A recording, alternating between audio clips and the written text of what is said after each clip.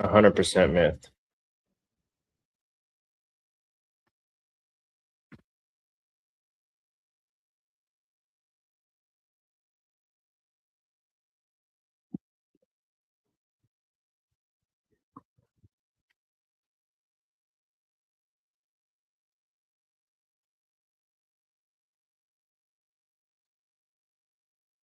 Comply. Come on, play it. I'm saying comply. Already done. You. Comply with a police officer, okay? Are you going to comply, lady? I wouldn't dare. Hey, mods, if you would or whatever, if you're bored enough in the chat, make sure you're putting the Angry Oregonians and Geyer's Digital's channels in the chat, pretty please. Actually, Appreciate Geyer you, can do it Bill. himself if he wants to. I Or can do it whatever. myself. You guys are Oh, both yeah, I'll mods. drop it in there. Like, what am I doing? You guys are your own mods. You could get your ass shot, and then who will take care of your cats? I have a dog. Okay, come on. Wait, you have no kids, do you?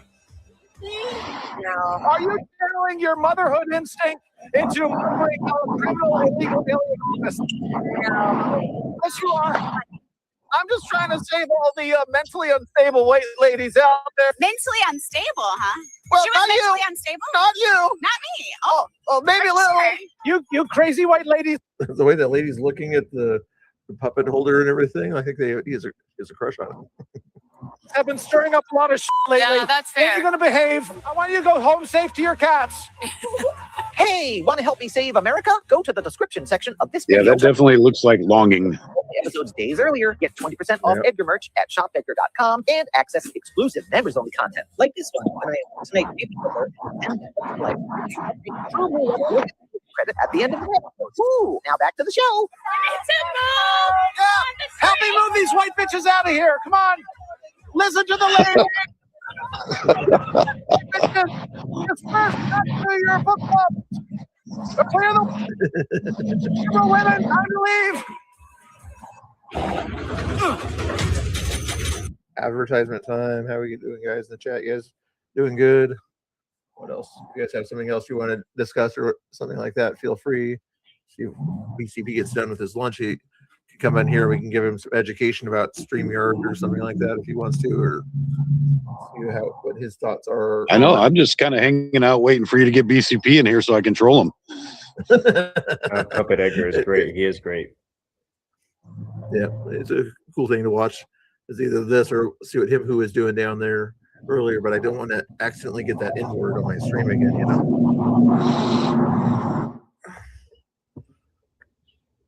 Okay. Oh my God, is there a game on the screen? Did we switch to Twitch? No, it's advertisements. It sometimes is longer than it needs to be. There we go. Met across a crowded Pennsylvania Avenue. Listen, Why don't you have YouTube Premium, Bill? white bitches have to. Or the other thing people keep saying, why don't you use Brave or something like that? Something that doesn't allow the advertisements or something like that, because I'm stuck on Google. It's easier to use, and look at the face in the background. Or just get YouTube Premium, Bill. Even my broke ass has that. Man, you like all these crazy fancy things or whatever. I got Amazon as far as streaming services, Amazon and Paramount through Amazon or whatever. No more Netflix or anything like that. Those are my only two streaming services, and StreamYard that I have to pay more to be able to stream to 3 different places and other stuff. And BCP, he got the fancy version. It's like $36 a month or whatever. So the guy helped him out with that. Hopefully he might have to pick your brain more on some of that other stuff that sounded like Geyer. But anyway. What was that? Pick my brain on what? Sorry, I was texting somebody. I got a one-track mind. It's all right. He wants to be able to restream, and he doesn't know how to use OBS. Yeah, I told him OBS is free, but it takes a little while to get used to. But Right, he it should be does. able to, on StreamYard, from what I understand, on the highest plan or whatever, he should be able to have 2 things on the screen at once, at least. You know. Yeah, he can have 2 screens. Yeah, but I can't have 2 screens. I can do 6 or 10 people, and 1 screen would be the maximum. But I can't have 2. Like I have 3 monitors. I can't have both those monitors be on the StreamYard screen at the same time. Got it. If that makes sense. But he could because he paid the extra. Hopefully OBS you'll you can figure have up that to out. like 10 or something like that. Whatever you can fit on your screen and fiddle with and things like that. I usually don't go any more than 5 or 6 at a time, but then I have to play with it in such a way on my third screen to fit it on there using Windows and everything, and then crop it down. Okay, speaking of this, Bill, I got a subject I would like to bring up and ask your guys' opinion on. Go for it. Let's go. So, okay, so I haven't been, sorry, I'm getting reset up. I haven't been monetized or anything like that, but I just, like about a week ago, I put, before last weekend, I put some links to like my Cash App and stuff on my channel description page. Yeah. And I'm always really hesitant to like ask for money. I don't know. I've gotten 2 donations, and oh my God, I was happy about that because it paid for my gas to get back home. But I don't know when is it appropriate, and how do you do that without looking like a douchebag? That's a good question. Different people have different ways of doing it. Some of these streamers, they get lucky or whatever, they beg for it. If you ever watch the Crucible guy, or what Andrew, he says, "Give me money, you midgets and everything. Give me money the money now." It works for him. Or not that I get any money from my generous chat, but when I tell everybody I'm the anti-grifter. I don't grift. You don't have to give me money. People think that I'm actually grifting by doing that, but I'm not actually grifting by doing that. Like Howard there, he's a nice of a guy. He got a super chat button, even though I didn't advertise the super chat button. That's my method of sort of grifting, even though I'm not grifting, Howard, right? You can't blame me for grifting to get you to do that for me. I appreciate that very much, though. That'll help pay for the electric bill for running 3 monitors here.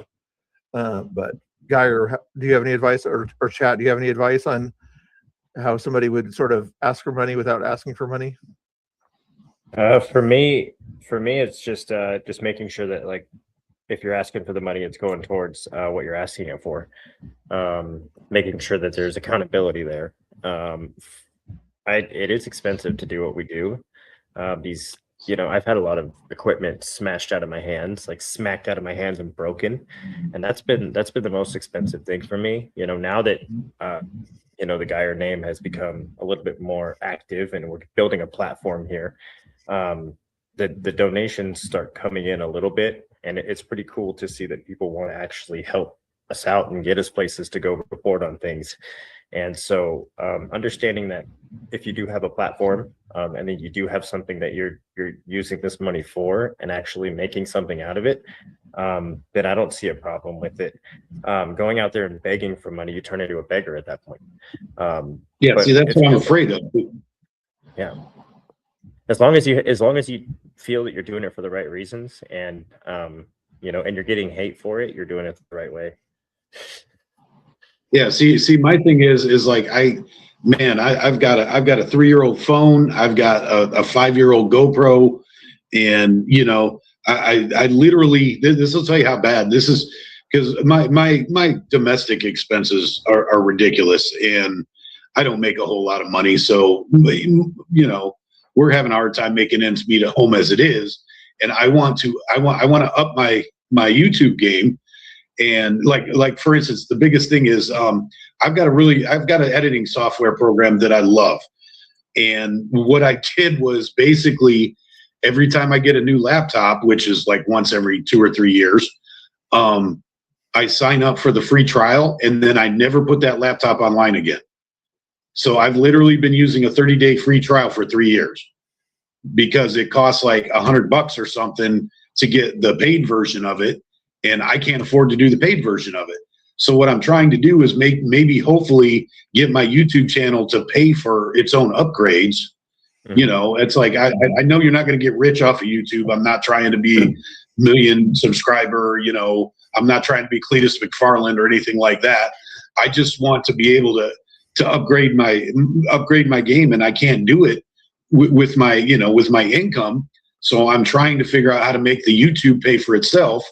But at the same time, I'm not really good at asking people for money, even in real life. I mean, I'm just not good for that. But you know, at the same time, if I want to do bigger and better things, you know, I want to be able to do restreaming. I want to be able to do what you're doing, Bill. But I've got to pay for things to get to that point. And it's really awkward, especially when I see the comments that people leave on chats that I'm watching. People are like, oh, here he is asking for super chats again. You know, I don't want to be that person, but at the same time, how do you remind people or get people interested, let people know that you need and want money without being a grifter, you know?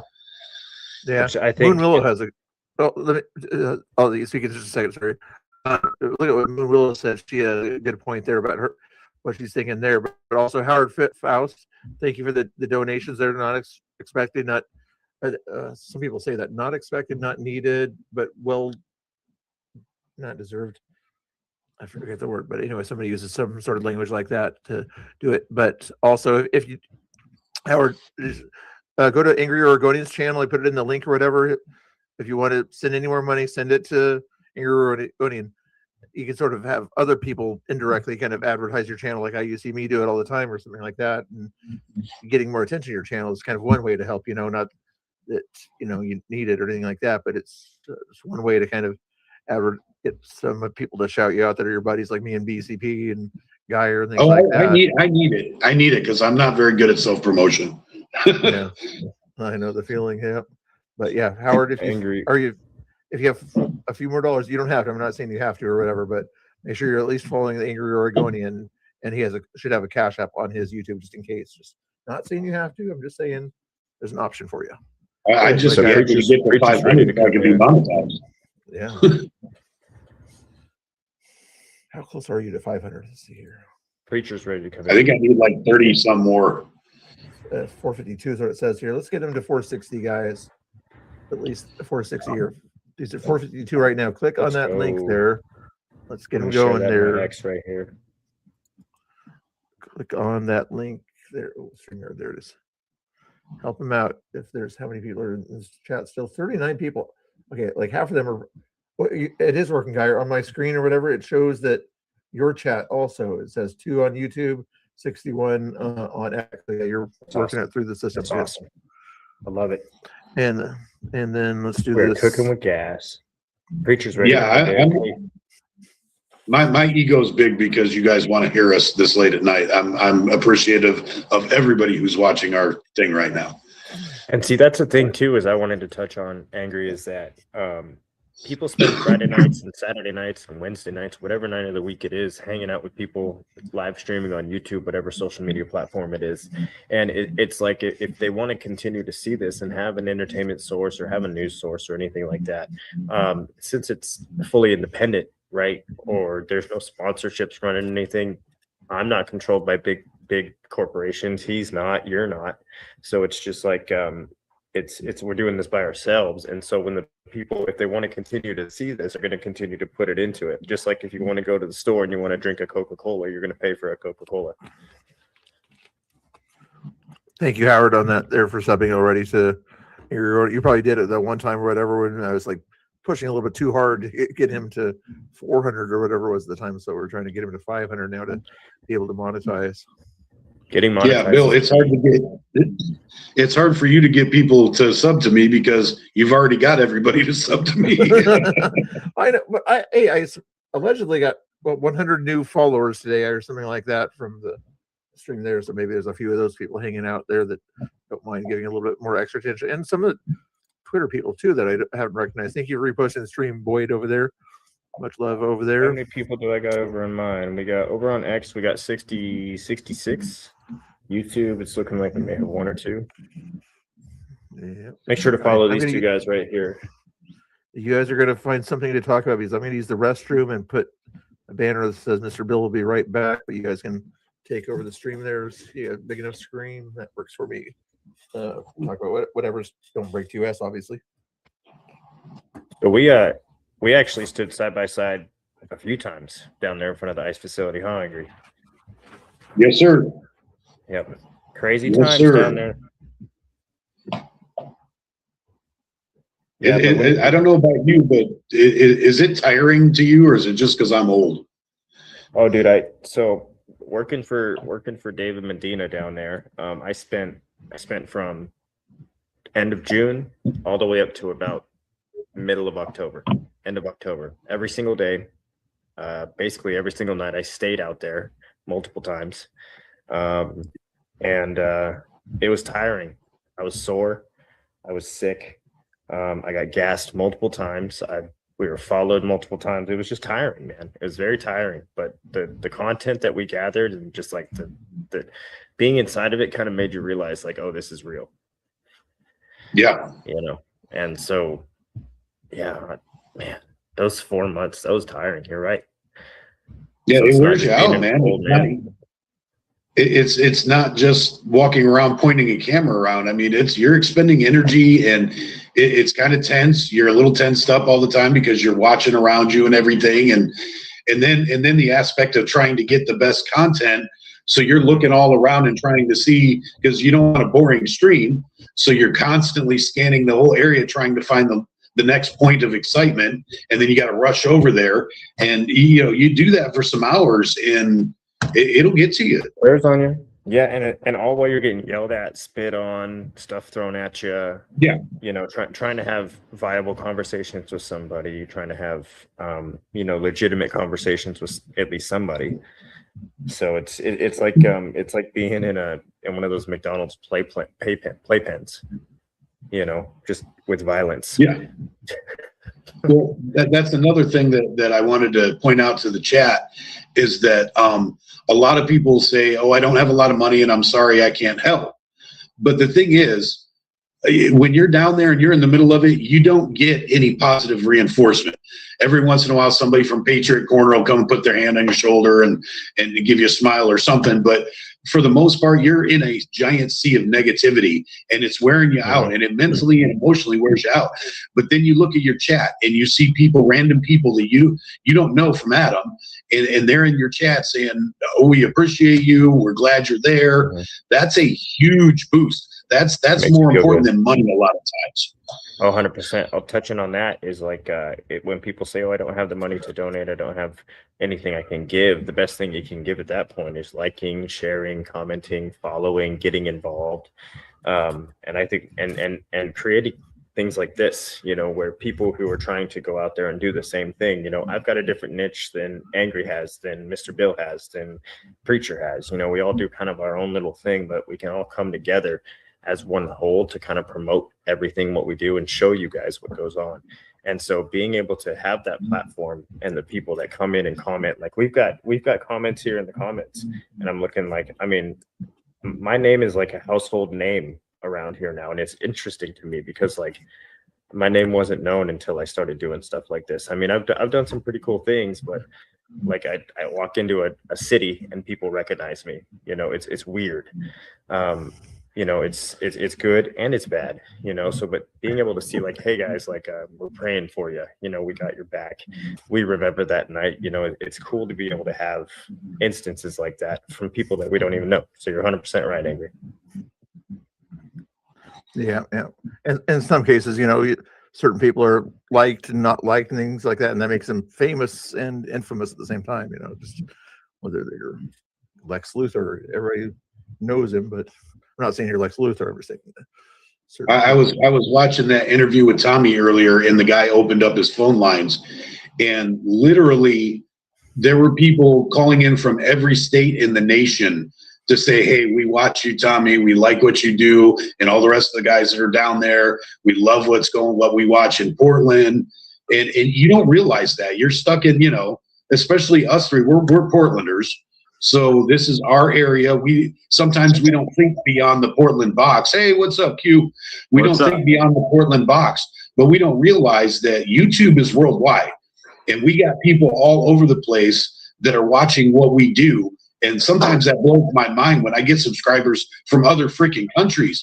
I'm like, man, I'm just this tiny little old guy that just walks around, I'm not important at all. I'm not loud. I'm not obnoxious. I don't have a niche. I just go down there and I film, and all of a sudden we're getting props and attention from people across the pond. And I'm like, this is awesome. So again, I'm going to reiterate, you guys in chat, when you leave positive messages and stuff like that, like I said, sometimes that's more important than money. Sometimes it's worth, you know, it's better currency than money. I mean, obviously we need money, we love money, but the fact that the positive support in that environment is huge, bigger than we could convey to you. Yeah. Very well said. Very well said. Oh. What's going on, Quincy? Thanks again for lunch. Tea in the house. And I owe somebody a tip or whatever. Next time when we have dinner, I have to pick up the tip. Okay. Okay. You make sure you do that. More I than told him $2. that's why he was ignoring you, because you pissed you off. More than $2. Oh, come on. You eat too much. Mr. Bill's a cheapskate. 5%. I think that's fair. You said 5%? It's supposed to be 10, bro. It's supposed to be 10. 10, man. 15 out here in Oregon. Yeah. Sometimes they make you pay that before you leave the building or whatever. Yeah. Before you even order it in some places. Next time, throw a live and have it and crowdfund your tip, Bill. It works. Sometimes, yeah. That's what we were sort of doing beforehand or whatever. When Quincy was driving or whatever down there, I called him while he was driving and saying, don't you owe me lunch or something like that? And then like a few minutes later, somebody gave him $5 for my lunch. So That's true. See? Yeah. Did you make sure that you thanked them? K2, he's my moderator. I don't know. He's in there right now. He's probably moderating somewhere else out there. But yeah, I'll thank him later. He's a good guy there. You should have already done that. I think K2, if you're in the chat, I'll thank you or whatever. Or find him later on. He's in the what they call the panel verse with people that talk about debates and things like that. And crazy stuff. You've heard of Rob Knorr? He's kind of hangs out with those guys. Yeah. Anyway, what have you been up to? What do you have for dinner tonight? Everybody was wondering. I had a burger and some mini corn dogs and some fries. Yeah. Did you go to a place that like DJ Reckless used to go, or was it a newer place? I've been there before. Yes, I have been there before. Cool. I didn't really go there when I was DJ Reckless. I did one time actually. I had a date there. Actually, someone took me on a date there. Well, I took them. Anyway, yeah. Anyway, I've been there one time. Did they identify the woman at the time? Anyway, let's just move along. Okay. Come on, it's story time. Come on. Yes, right. Is there an event tomorrow or whatever? You don't have to talk about it, but I heard something about the mayor or something like that. That's not tomorrow. Oh, Not tomorrow. not tomorrow. Nope, not tomorrow. Interesting. Probably just ice tomorrow again. Thursday night. It might heat up a little bit on a Thursday night for people who want to take Friday off, I guess. I don't know if I'll go down there. I'm not gonna say nothing because I don't want to piss off any Patriots. So I'm not gonna say nothing. What are you saying? Patriots would be pissed off with your opinions or something like that? No, they would never do that. Come on. No. People are not upset about opinions. No. Hey, we all believe in freedom of speech, right? Well, you don't get in trouble with your opinions there. Nothing. I don't like your opinion about the KJV or whatever, but I still. I know, but it's okay. I mean, only Mr. Bill. Sometimes the truth hurts. Oh, come on. Sometimes. Okay. And at the same time, the truth shall set you free. Okay. Without listening to Quincy, what's your favorite version of the Bible? You know, if they're assuming there's the two main ones or whatever. Come on, let's have a poll: KJV or NIV. You've already done this, Mr. Bill. You've already done this. What? No, I haven't. Let's move along. Let's move on. I'm gonna stay out of this one. Y'all been on here for 3.5 hours doing what? Technical stuff or what? The same thing. Waiting for you to get done eating. Hey, I was playing pool. I was socializing. I made IRT. He's tired. He's already crashed out. So I accomplished what I needed to accomplish. Yeah. So what did Joe think of our fair city? what he think. I don't know. We didn't really talk about it, to be honest with you. He's already looking. He's put it this way. He's already looking forward to the next place. I'll just say that. Yeah, it was kind of boring. He didn't pick an exciting night. No, but no, he didn't. I already told him that. I let him know. But like I said, I don't want to say nothing because it might make some patriots mad if I say that there's nobody down there. It just might make it might make some people on the left mad. It might make some people on the right mad. So I'm just. I know. There was more people down there when I was down there around 4 or 5 o'clock than there were probably yes. Yeah, I'm just gonna say there was nobody down there tonight, and that's a fact. Yeah, that is a fact. 15. Were you watching Pretend Media's chat, Quincy? The what? Were you watching Pretend Media's chat tonight? I guess Tommy Boy and Pam Tifa were in there going at it. And were they? Joe Angry knows more about what they were saying to each other than I do, but I guess they were having some troubles in the chat there. In Pretend Media's chat, they were going at it. Yeah. Apparently, Tommy went in there and was minding his P's and Q's and not being aggressive, and Pam just went off the handle on him. And some of Pretend Media's chat was actually jumping on Pam's case. Wow. Yeah, it was kind of surprising to see. Yeah. Hey, I mean, I had somebody from the left in my chat tonight and kind of thanking me and saying, we have differences of opinions, but likes that I can stay balanced and fair and all that. So that was cool. And there was that one person too in the Pam Tifa's chat the other day, the dog face person. I forget her name, but she always wears the mask, or he, she, whatever. The one on the bicycle. Yeah, and she said somehow or another the Tifers, one group of the Tifers, put bear spray in her thing or whatever, and she was not. Is that who that was that was talking? That's at least the avatar was that person anyway. I forget the name that they had on the channel or something like that, but later on they calmed her down, but there was a little bit of infighting going on. Wow. Yeah. That person was upset prior. I remember when Nick Shirley was here, and Nick Shirley went over to help them with the same sort of similar situation. He thought that something was stolen off his bike, and Nick went over there, was like, "Is that it?" And he felt stupid. Yeah. So that was wild. Yeah. It was a human furry. Yeah. Yes. Yeah. I forget the name or whatever, Sally or something like that. Yeah. I don't know. I had him bark for me though. I think I remember seeing that. I did. I got it on film. So yeah. Put it on the Instagram there. Did you have any other technical questions or anything like that, Quincy? Or did you watch that video I sent you? The video about how to connect your Instagram to your. Yeah, I did. Yeah, I watched that. Yeah. I haven't been able to do it. I need to get to a base. Thank you, Jeannie, for the sub. What's that? I'm trying to shout out all the other channels and everything. This guy needs more attention. People can listen to his popular opinions, that even though everybody despises him, make sure all the lovers and haters go to Geyer. I went on MDG's chat earlier today, and I told him I was Antifa, and one of his Alex Jones bot chats was like Geyer needs attention. He's telling everybody he's Antifa. It was stupid. It was dumb. You guys don't understand. A lot of it is dumb. Yeah. Looks like I saw someone there say KJV only a Mr. Bill. Yeah. The other people they're just trying to brag about you. I saw that.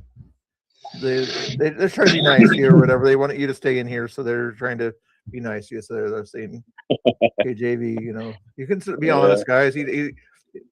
Quincy won't take offense to opinions or anything like that. Other people won't take offense to opinions about people's actions, but we don't take offense to people's actions about what version of the Bible they read, preferably the Greek or whatever, if you wanted to do the old Greek. Or I was going to say, if you want my answer, when I studied the Bible, I did Greek, Hebrew, and original Aramaic. So It is what it is.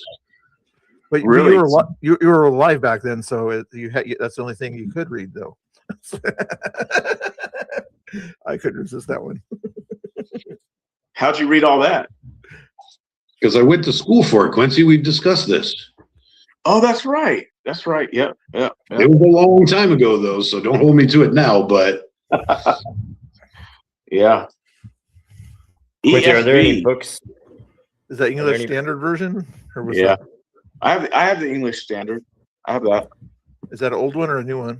It's more newer-ish. Actually, it was gifted to me. These and thous in that one, or is that more of No, it's your language. English, okay. Westernized language. I know. Westernized. What's up, guy? What'd you say? Are there any theological books that you recommend, like anything by C.S. Lewis or anything like that? I don't read books. You don't read books. I know. I don't. Well, you read I'm 64 of them, but That one, but I'm more of a listener and things like that. He barely reads his own chat, so you know. true story. True. ding, ding, ding, ding, ding, ding, ding. Oh, we gotta set a sound for that one, guys. We gotta set a sound Except when for he's that. driving 70 miles an hour on the highway, then he reads his chat for some reason. Then I'll read chats. That's why I did that today, because I usually don't read the chats when I'm in the field, because there's people that spy on your chats. I don't like people looking over my shoulder trying to be nosy. So I turn the chats off, because my chats are saying things that I may agree with. Yeah. But when you're in territories, Yeah. see, you gotta. A little bit when you're surrounded or whatever. But, And then everybody wants to have an in-depth, serious conversation with you while you're looking 360 degrees to not get hit with a piss bottle. Exactly. Answer my question. Answer my question. Right? over and over and over. Yeah. My So chat I would thought, never do that. so I thought today, I was like, I'll just drive and have that 5-hour opportunity to engage and talk and get pulled over. So Where was that on that? I didn't see when you got pulled where over. was that at? That Oh, you was. did get pulled over. I thought it was. I thought that was. It was north of Ritzville by about 10 miles. Ritzville, Washington. Yeah. That's that long stretch through the golden fields, huh? Yeah. Like where that you know that rest area that's like up on the hill and it overlooks everything. It's a real pretty rest area. Yeah. Overlooks the lake there. Yeah. Yeah, that's like just north of there where you're talking about, right? Correct. Yeah. I got Okay. over just south of that. Yeah. Yeah. Yeah, it was great too. It was so, yeah. Anyway, You guys like that? I'm still alive though, and I'm black. Oh my goodness. It's a miracle. And It's a miracle. Racist Washington, right? I know, it's a miracle. I survived it. Wait, So what do you think about that, Quincy? We were talking about that earlier, and I made because what was it? The puppet guy somehow brought it up, but we're like, you never see black women that are getting killed during these ICE interactions and stuff like that because they know better. Right. They're raised to comply and argue about it later. That way you stay alive, right? Well, honestly, most black people are disengaged with the ICE stuff. Yeah, that too. It's not their. It's for the most black people are saying it's not our fight. Yeah. Plus, wouldn't it make more sense for them to kind of be against it? Not saying black jobs or anything like that, but there's certain wages and everything that would be affected by union workers and everybody in kind of the lower spectrum of jobs that are out there right now. You think they would be kind of against allowing people in? Did I say that without being offensive? Hopefully I did. I didn't quite understand what you're saying or hear it. But since black people typically have jobs that aren't exactly upper class jobs or whatever, you think a majority of people, the black population, the minority population, would kind of be against jobs, people taking the jobs that nobody else wants, and bringing the wages down because of it. Do I think they'd be against it? Yeah. I don't know. No, I think what he's saying is, and I understand this because working in construction all my life, there's okay. So like you get into cities that have a large black population, you'll see a lot of black people in construction because it's a labor job, and a lot of the black population, they go for more skilled jobs, more hands-on jobs and stuff like that. So you get a lot of blacks doing roofing and concrete and stuff like that. And over the last 20 years, I've personally watched it get taken over by illegal aliens because they come in with they undercut everybody. Oh yeah. Because, so in certain areas, I mean, obviously because of demographics, you don't have to worry about it that much in Oregon. Oregon doesn't have a huge black population in it. So the demographics are a little different here. So you don't see it as much. But if you start going back towards the Midwest and towards especially the Northeast, you start running into the fact where these illegal aliens are taking jobs from traditionally black trades. So you would think that they would be a little bit more invested in it. I think that's what you're trying to say, right, Bill? Yeah, in a non-offensive way, yes. In a non-offensive way. Yeah, I mean, I get that. I think that's across the board that people don't want to be undercutted. And that's what obviously a lot of illegals will do, right? And that's why a lot of people go and even, I mean, they do it here. I know an area that they do right here in Portland. They go and look for illegals to go hire them to come work for them. Because it's called Woodburn or Hillsborough. Well, yeah. Well, I know I'm talking about right here in Portland. In the city itself. Yeah. Yes, in the city itself. Yeah. This is the people will drive by this certain area. Angry Oregonian. People who have their own business or their jobs and they want cheap labor for the day. They'll go to this certain area and pick up. This is the Geyer Show. I'm assuming, I'm guessing that they're illegals, but they go and pick up some Hispanic people that will work for cheaper. Your Home Depots and things like that. Well, no, it's like people have their own business, right? And so they don't have they can't afford the overhead to pay someone more money, so they go and get some people from the side of the road. I've done it. I'm guilty. I've done it before. I don't knock it. I don't knock it. I mean, hey, if somebody knows how to do it for a cheaper price, right? Yeah. BCP. I think anybody would. What? The thing on your screen. Do you remember that event or whatever that Caleb is talking about? Hi, Mr. Bill. Nice show. I watched BC Preacher tell protesters in Minnesota, I'm guessing, that they cannot tell him to leave, and he explained the law to them. No, I think he's talking about when we were surrounded. What was that about? I probably saw that, but I don't remember. When we were in the neighborhood and they all got mad and started blowing their whistles and honking their horns and get out of the neighborhood type of thing. Oh, that white guy that was in the front yard, huh? Yeah. There's about 20 or 30 of them around. Get out of here. You don't belong here. You're ICE. Confirm plates, you're ICE. Haley was with you that time, wasn't she? Yeah. What group was there? Yeah. I got that video too. You should have played the black card. Why didn't you play the black card? I did. I definitely did. It was a great opportunity to do it. Like, why are you kicking the black guy out of here? I thought you Black Lives Matter. Come on, man. Or you could have played the 1930s Germany card too. Right. So I'm dressed like you. I'm dressed like you. Like, do you want me to wear something on my arm too to let you know that I'm different than you or something? Wild people out there. We just hit 200 subs on YouTube. Let's go. Thank you, guys. Yeah, make sure you follow Geyer out there, everybody. Give him a shout out there in the chat there. If you don't mind, moderators. Bill. Was it my chat helping you out?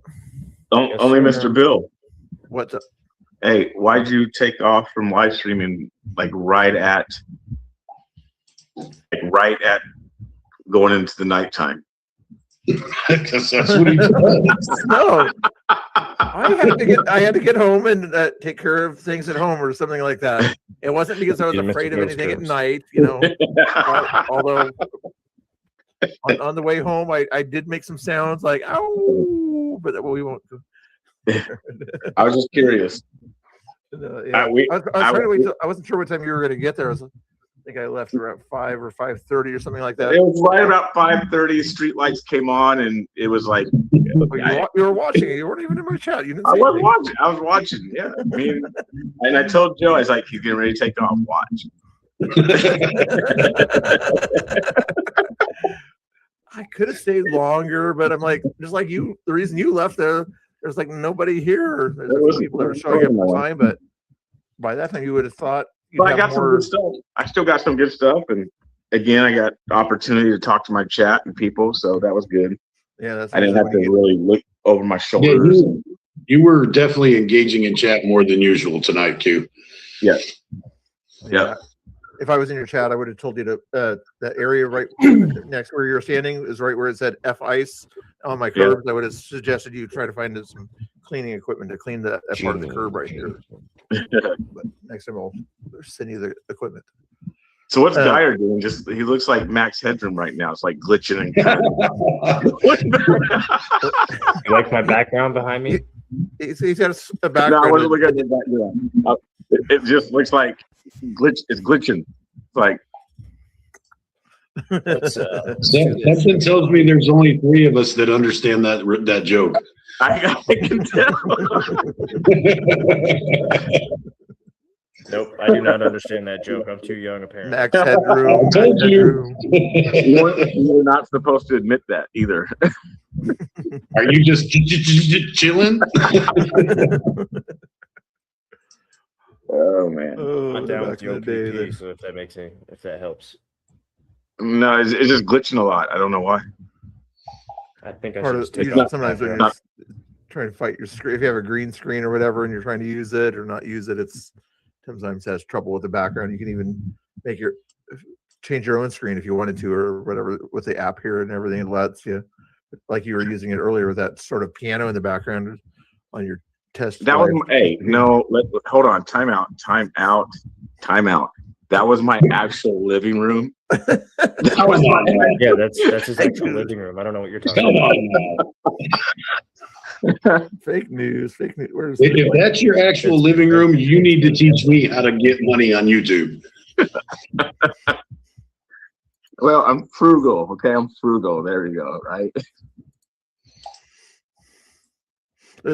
I'm in your living room, okay? UCP, see? Wow.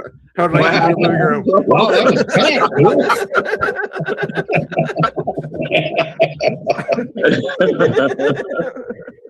See, look how peaceful that is, man. Look how peaceful that is. That just sets the tone. Yeah. It's nice and relaxing. Yeah, it's not a bad It is relaxing. backdrop. Makes it look professional and everything. Usually, Yeah. you see the stuff around the hair and things like that. Sometimes. Man, you must have bought Bill. You must have bought Bill a really sweet lunch if he followed you to your house, Q.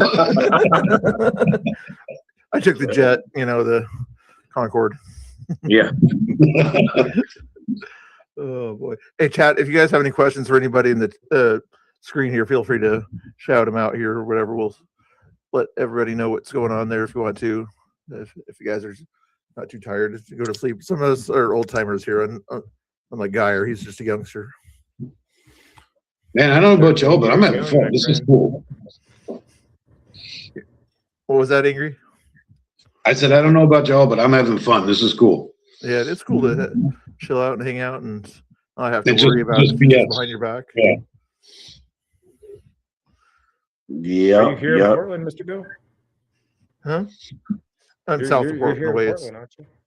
no, it's south of Portland, and Angry is west of Portland. Yeah, Bill's closer to Portland than I am. Gotcha. Maybe. Oh, you are. You're quite a bit closer. Are you in the town with the big museum out there? You're not Uh, supposed to tell where each other lives. Come on, Hey, guys. that's Rookie okay. moves, bro. Rookie moves. There's a museum in every town. That's not giving anything away. Angry, Come on now. you should know better. all I'm going to say is, Mr. Bill, go to the museum and add another 20 minutes to that. All right, there Okay, we you go. are farther away. Okay. And he never said which direction. He just said add 20 minutes to it. Yeah, exactly. I didn't say what museum Straight too. down, you have to dig. There's a lot of museums in Oregon. It could have been any museum. I know Bill well enough to know what museum he's talking about. Yeah, I did too. That's why I said, let's like just. It's code. Come on, it's Patriot code for making sure you don't Yeah. give the other guys any information they don't need. So It's okay if you want to dox me. I'm on a hill with a 500-yard line of sight, so I'm okay with being doxed. All Remember driveways. back in 2020, after I went to certain events or something like that, I would always see the cars going across the other side of the road and everything, where they see next to me a pew pew club right next door and everything, and they decided not to do anything to the house for some reason. I'm not sure if the pew pew club next door had anything to do with it or not, but it's probably had something to do with it. Yeah, I'm out in the area where the entire area is a pew pew club. Yeah, I can imagine out in that neck of the woods there. Oh, you guys are asking any questions? Look for question marks in your questions there, guys. Come on. I can't see no chats unless you're just seeing chats. If are you using your phone probably or Yeah. tablet or Phone. I can't remember on a phone if you can see the chat on the thing. Maybe if you put it in. No, you can't see it on the phone. I've got a laptop going as well. That's the only reason I can see the chat. Okay. Okay. I'll bring up certain when I put something on the chat on the screen. Do you see that by chance? Yeah, I do see that. Yeah. Okay. If I see an important chat, I'll put it on the screen for you. Are you trying to say that every comment is not important? Oh, I don't want them to say something bad to offend you or something like that and hurt your feelings and put that in the chat. I don't want to hurt your feelings. Patriots get real. Hey, I'm just saying that your chat heard you say that not all of them are important. Just saying. No, here's the thing. Bill usually puts every single chat on his page, even if it's only just blipped on there, not like some streamers that only highlight the super chats. Yeah. Well, I don't highlight the super chats. They highlight on their own. So that I can read them. Okay. Just FYI, I don't know about this highlighting of super chats you talked See? about. Right there. I have no idea what you're There you talking about. I've never heard of such a thing, and I don't know why anybody would think that that's an important thing to do. But I don't. oh boy, Just it's fun. See, now you made him. Now he's doing them all. We can't even read them. What's up, guys? Is my chat coming through to yours, Bill? Yes. It's have somebody. I was always curious when two streamers are on the same screen or whatever. Don How do you tell which God just said something about Guy chatter's which? Are you guys actually collaborating? Yeah. Because the thing is, when two streamers are on the same thing, like the StreamYard through this, I should be able to see Guyer's chat and Geyer sees my chat, but I don't know the trick to distinguish between the two. So, Geyer, if there's somebody in your chat, have them chat and tell me what the name is, if you don't mind. Just on 5102. Just Yes, on this YouTube. is me on YouTube. Mm-hmm. I'm not seeing that on my screen. Maybe there's a button I need to press or something here. Let me see here. Chat. Stirred. Just on. Where you hiding, just on? Thank you.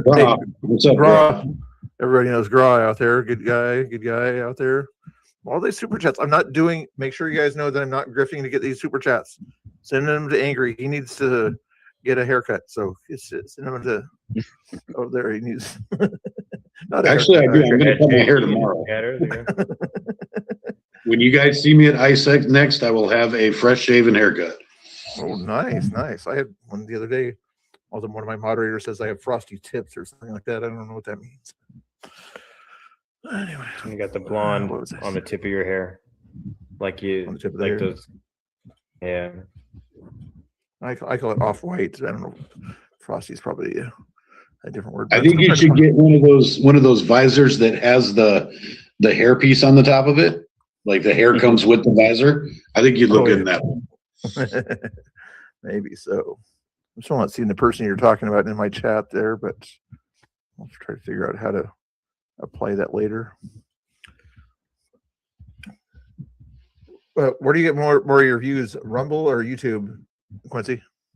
Me? Yeah. Probably YouTube. Yeah. Rumble's a hard one. I know nobody wants to seem to go there. There's some that'll go there, but there's for some reason the chats aren't quite as exciting, and you can't do polls or anything like that over in Rumble too. You can at least pin a message to the top, but you can't do any other interactive things. Yeah, Rumble's definitely a hard one. Hopefully they get It's just that YouTube's easily accessible and everybody has it. You don't even have to have an account or anything. You can be a guest and you're not allowed to comment or like or anything, but you can watch videos on YouTube. Basically, any 2-year-old with a remote control or half-assed connected phone can watch YouTube. Yeah, it takes a little bit of effort to get onto Rumble. And the format kind of sucks on Rumble. I don't like the search format on Rumble that much. It takes me a while to find your videos on Rumble. Does it? Yeah. A lot harder than it. I mean, not like an absorbative, but I mean a lot harder than it is on YouTube. YouTube's really laid out and simple. Yeah. Do they pay you to run ads on YouTube as well? Like read their own ads? Because on Rumble you can kind of do that. The same thing for like 3 cents an ad. You know what I'm talking about? What? So on Rumble, if you're streaming from Rumble, you can do their own personal ads or ad reads for like 3 cents an ad, 7 cents an ad, 10 cents an ad, so forth. Does YouTube do that similar thing? I haven't ran no ads. What do you mean by supercharged? Is that a Rumble thing or something like that? Goats in a Dog says right now we can only super chat Mr. Bill. Yeah, because Quincy's not streaming; he's just in the chat there. The only person that's streaming is Geyer, and he can't accept super chats. He does have a Cash App on Geyer Digital. If you wanted to go out there and support him, Goats in a Dog, he'll put his link in the chat for you. Thank you. My Twitter is my biggest platform here. Yeah, you got a lot of people on your Twitter. YouTube we're working on. I still haven't figured out the whole Twitter thing. I just stick with YouTube. Yeah. If I had I forgot to charge my other phone. Otherwise, I would have had this one on the stabilizer and then the other one available to go on Twitter. But they do it on that one there. 201 subs. Let's go. Kick, yeah, and I used to try to do Kick or something like that. Or back in the day, there's a guy that we used to hang out with in 2020 named Jake or whatever that was big on Kick, but I haven't seen Jake in quite a while. Not Jake from State Farm, a different. He was on recently. Oh, was he? Oh, he did do a stream from home or two. I did see that. I keep telling Primetime Patriot to get on there and do something out of Seattle, but once in a while. Okay, who the hell? Quincy, do I know who Primetime Patriot is? I don't think so. Because I'm not putting it together. It was Josh. Let me see if I can find his live stream here. Maybe it'll ring a bell for you here. Maybe. When did he start streaming? Like, is he one of the 2020 era people? Yeah. No, he was 2020. Yeah, because there's a bunch of people that came out during the Summer of Love era that I don't know because I kind of switched focus to my motorcycle stuff for a little while there. Kind of fell out of the loop. So yeah, that was around the time. Yeah, he has a twin brother. Yeah. What was? Oh yeah, the YouTube. I gotta find it here. Why didn't it show up on that thing? Yeah, Primetime Patriot. Josh, I forget his brother's name. Oh yeah, the guitar guy. Yeah, I can't remember. Huh? his brother was big on using guitars, things like that. I remember he had, whenever he streamed from home or whatever, and his brother would come over, he would always bring a guitar over or something like that. Okay. Prime time, where are you? Yeah, it's, Olympia, Tacoma, Seattle based. Yeah. Gra, did you not know that I was a writer? I've could have swore I've told you this before, brother. But here, I'll put a link to my other channel in case you want to check out my Moto channel. Oh, yeah, he likes that stuff. I gotta remember. Oh, Where is Prime Time's channel?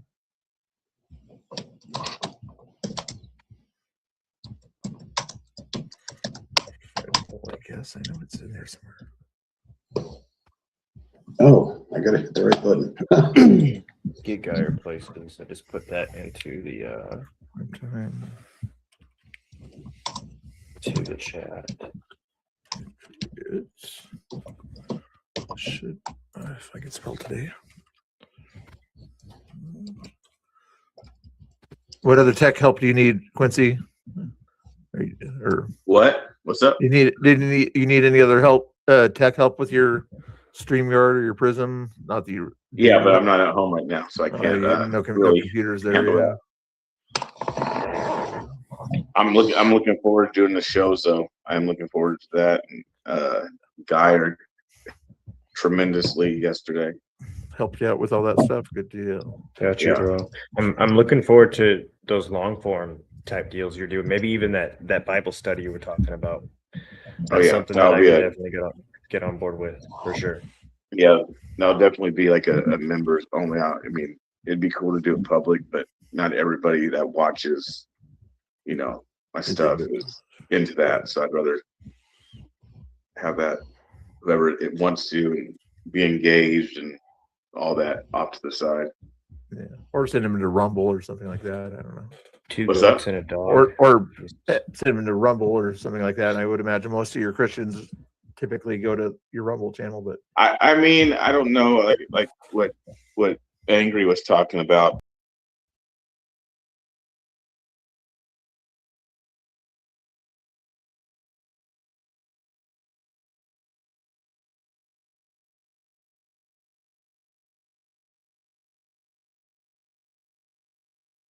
What's up, everybody? This is Geyer with the Geyer Show. We are live with only Mr. Bill, the Beastie Preacher, and the Angry Oregonian here on X, Rumble, YouTube. Go ahead and give us a follow if you don't already follow us. We made it to 201 subscribers, maybe 202 here on YouTube tonight. And yeah, it's gonna be a good time. Join in on the conversation, comment, share, donate, do all that good stuff. We appreciate all of you guys for hanging out with us. We're gonna get back into it.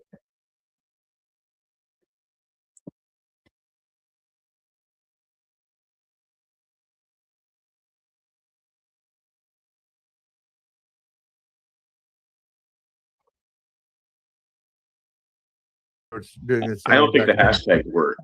I don't think the hashtags work. In the description, Not really. I know they do because somebody the other day I put Oregon in there, and the only reason they had anything to do with my channel is because I put Oregon in the description. Is that's what the chatter said. All right. Maybe so, maybe not. It doesn't. I mean, maybe it does work. I've heard that it don't. I've read things and people they say it, I don't know.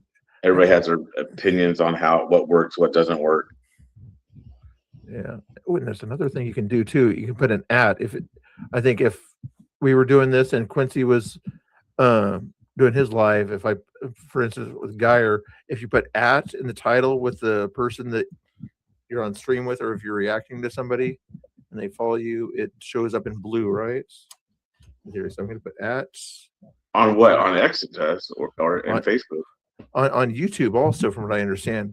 So I haven't seen that one. is it Geyer Digital one word, right? Yes, sir. And just make that the title on YouTube, just adding that to the end of the thing. Let's see what it looks like if it shows up on my YouTube like that. Refresh. Does it show up? It didn't show. I was hoping it would. No, it didn't show. I put the at guy or digital, and it doesn't give me a link ability.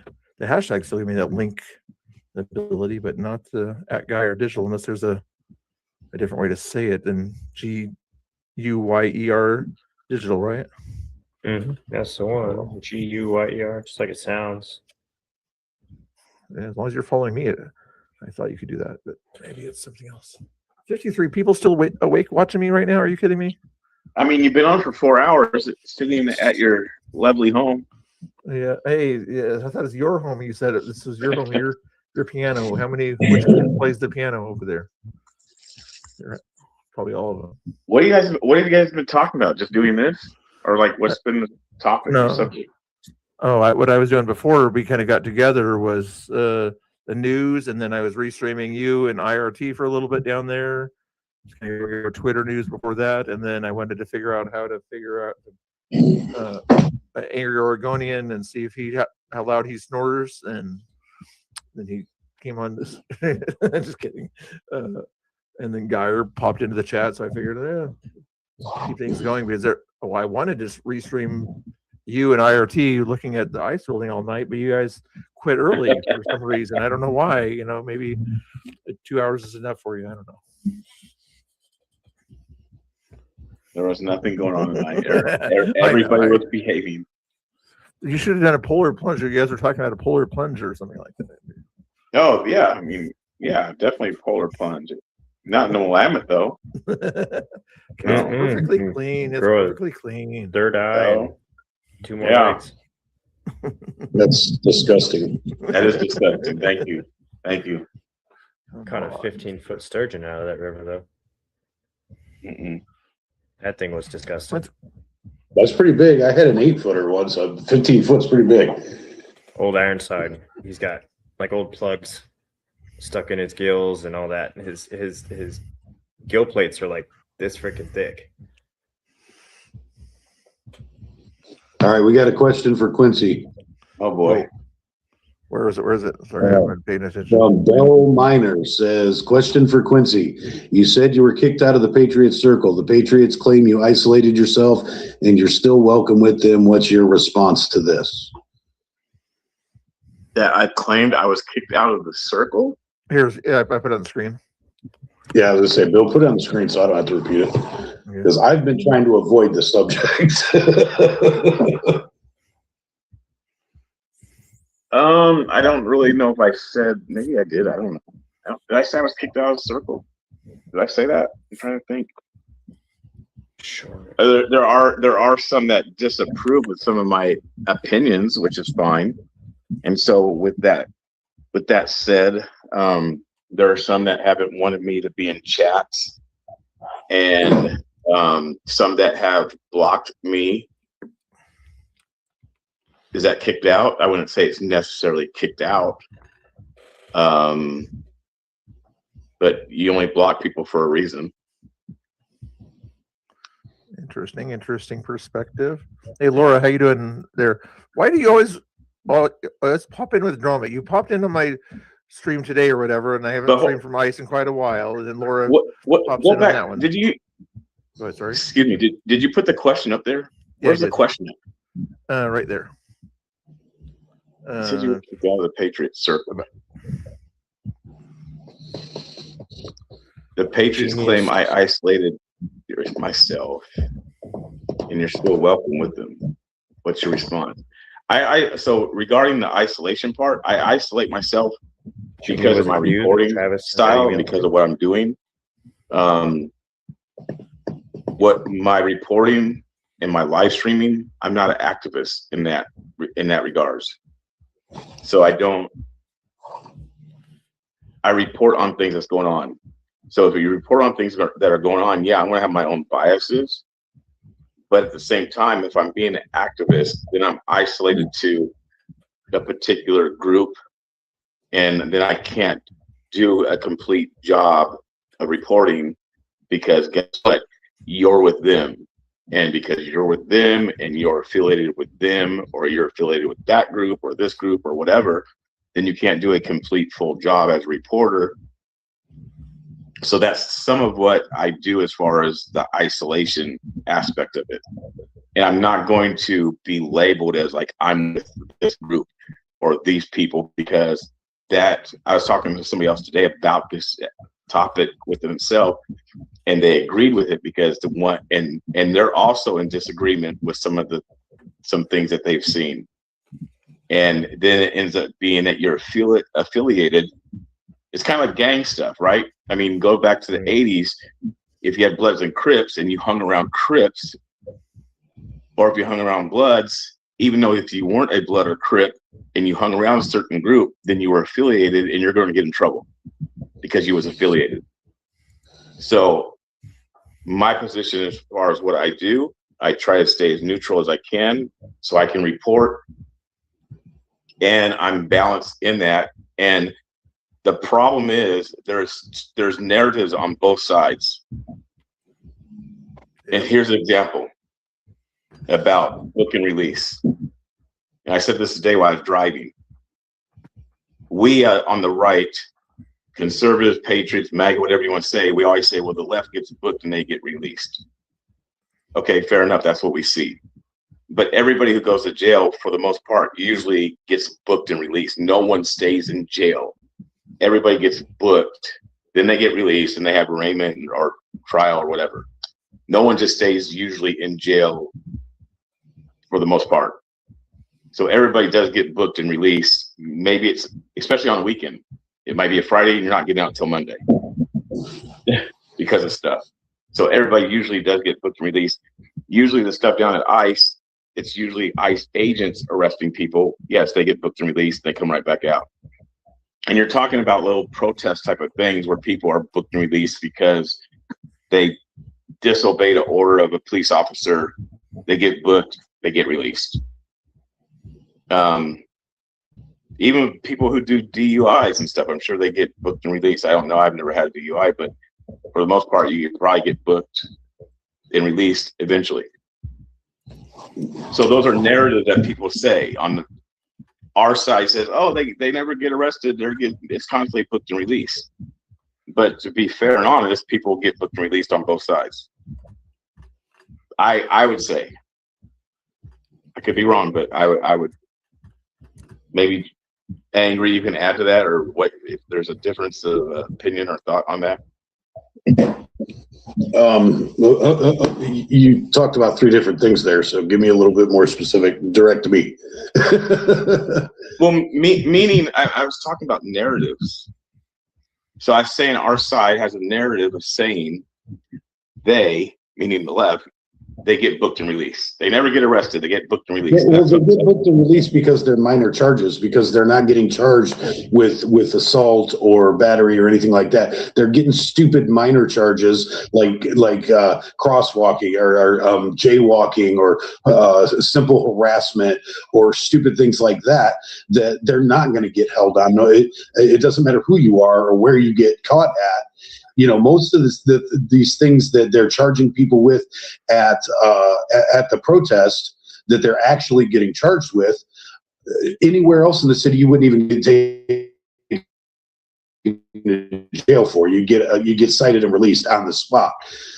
So personally, I think if we get them in cuffs in the back of the cop car, you should count your blessings. You should count that as a W. And they're going to get booked and released because that's Portland court system. It's just how it goes. Like I said, these are minor violations, minor infractions that they're getting hit with. They're not smacking them with anything. And we all know that it's a lopsided, left-leaning political system in the court system. And you know, when you've got when you've got beta boys like Wilson and Wheeler and that running the city and running the police department, you got to take what you can get. Right. No, I agree with that. They are minor charges. They are 100%. What's your next question, Bill Miner? Go ahead. He's all ears. Or 2 ears anyway.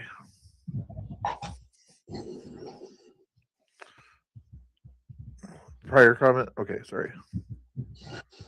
Bill Miner. This nothing. That gun freaking scrolling on me too fast. This one here.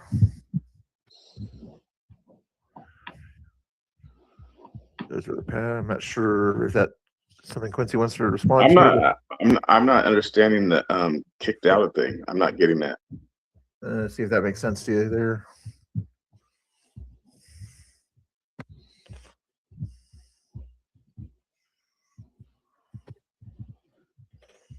Is that what you meant, Bill Miner? Is that the one you were going for? Did it get cut off? And then after he said that, then his next thing was this. I'm not understanding the kicked out thing. I don't know if I said I was kicked out, and if I said I was kicked out, I was probably laughing about what's going on. What's Brandon doing? Oh, I'm just pointing my stream. Oh, So He's trying to do his join the techie comments. Let us stuff. know you're here.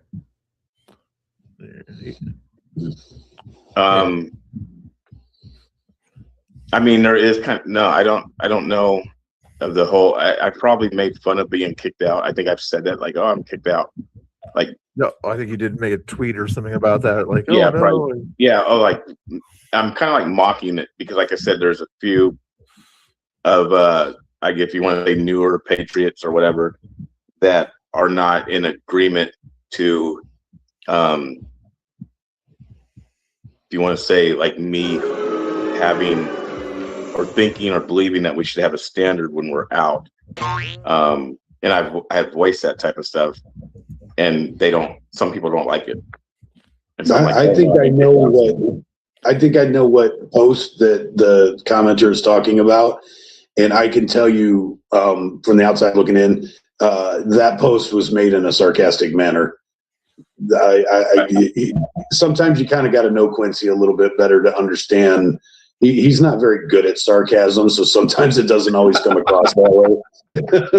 It can come off serious, can it? Yeah, with you it does. I know. Yeah, that's true.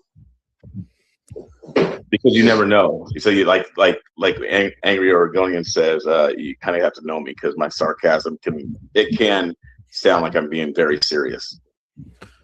Right. Laura, just to make so you don't feel like I'm mad at you or whatever, that I kind of pick on you, saying you only show up on my streams. I just made you a moderator, so you make sure you feel better there. Okay, I'm sorry if I made you hurt your feelings or something like that. I usually kind of pick on people that I have respect for in the chat. So not saying I don't pick on all the chat, but certain people I feel like I can sort of give a hard time to. All right, guys, I'll have to excuse myself for a second because I was taking the phone with me, but I got to keep it plugged in now. So I'll be back in a minute. Okay. All right. And Geyer, what are your thoughts on some of the stuff that BCP was saying about kicked out of groups or anything like that, or anything like that you might want to? Look, I ain't kicked out of no group. Listen. Let's clear the air right now. We're going to clear the smoke up. Okay. I had frog in my throat when I said that. Hey, listen, only Mr. Bill, you're a patriot. I'm not kicking away from you. We got old school patriots. Look, right up here in the corner. Look, he's one of the OGs. We still rolling together. Hey, there ain't no kicking out. I should rephrase my terminology there. That you were. It was a sarcastic. So for Bill or Bell Minor. So it was a sarcastic post. I'm joking about these people kicking me out sarcastically. No one's kicking me out. They go ahead and read that. I think he kind of agrees with you there. But here's that statement there from him. Mm-hmm. Yeah, no, I agree with Quincy. You can't really be kicked out of something you weren't even a part of in the first place. Yeah. And what I don't like is some of the sort of, you're affiliated with that person, so I don't want to have anything to do with you because I don't like that other person and things like that. I'm like, seriously? Is this? Yeah, that stuff is stupid. That's beta right. stuff. That's beta. Yeah. That's High school drama. Back in the day, remember some? Yeah, and to be honest with you, this is stuff that at least 2 or 3 of us in here have been through, as far as cliques and groups and the split up, the division. It's almost like full circle what I'm starting to see, and It's not good. And here's the thing about it is that people on the left, they're watching it and they see it. Yeah.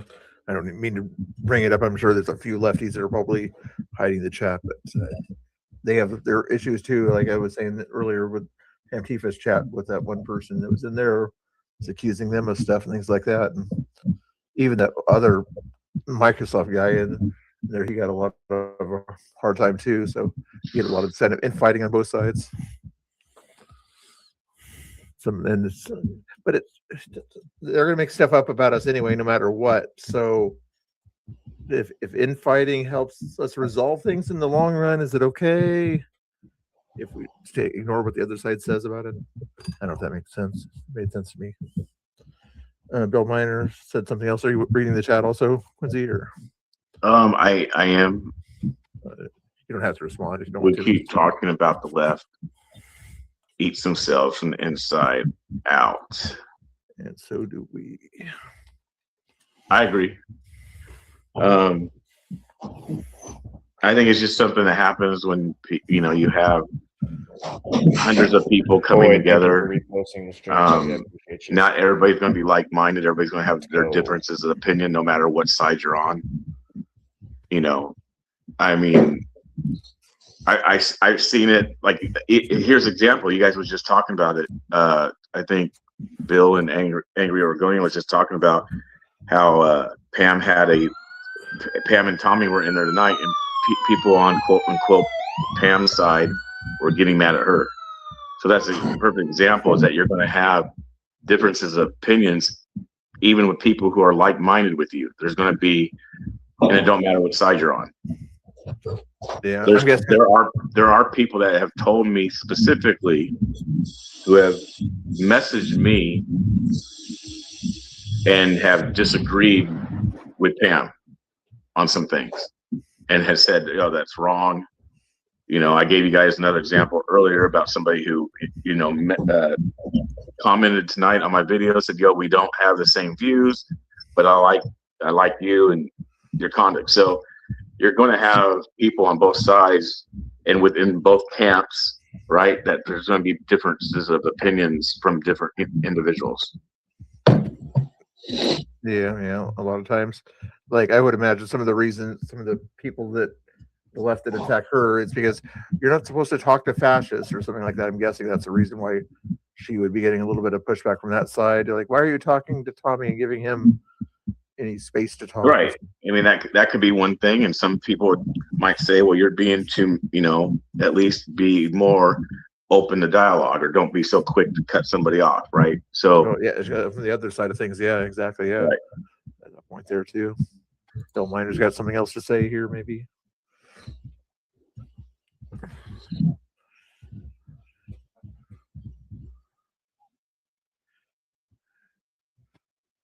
"46 years sober, congrats."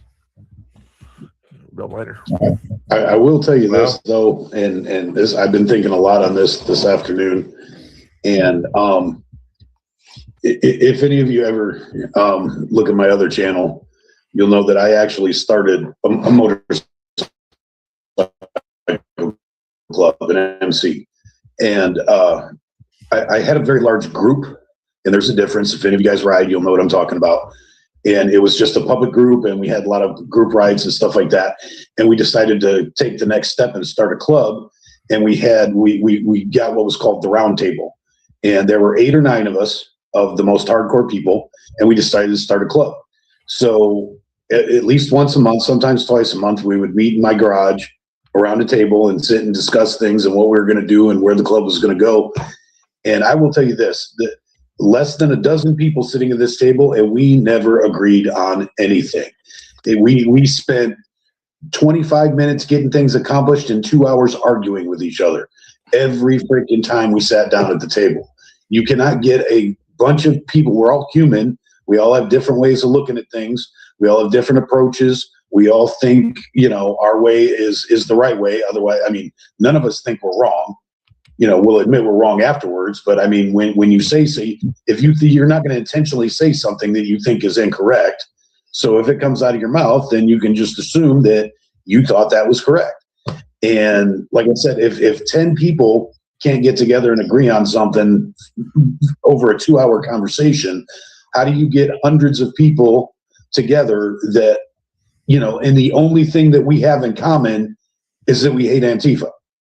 We're all different walks of life. We're all different kinds of people. We all have different perspectives, different ways of interpreting religion, different ways of looking at business, finances, different views on marriage and the family.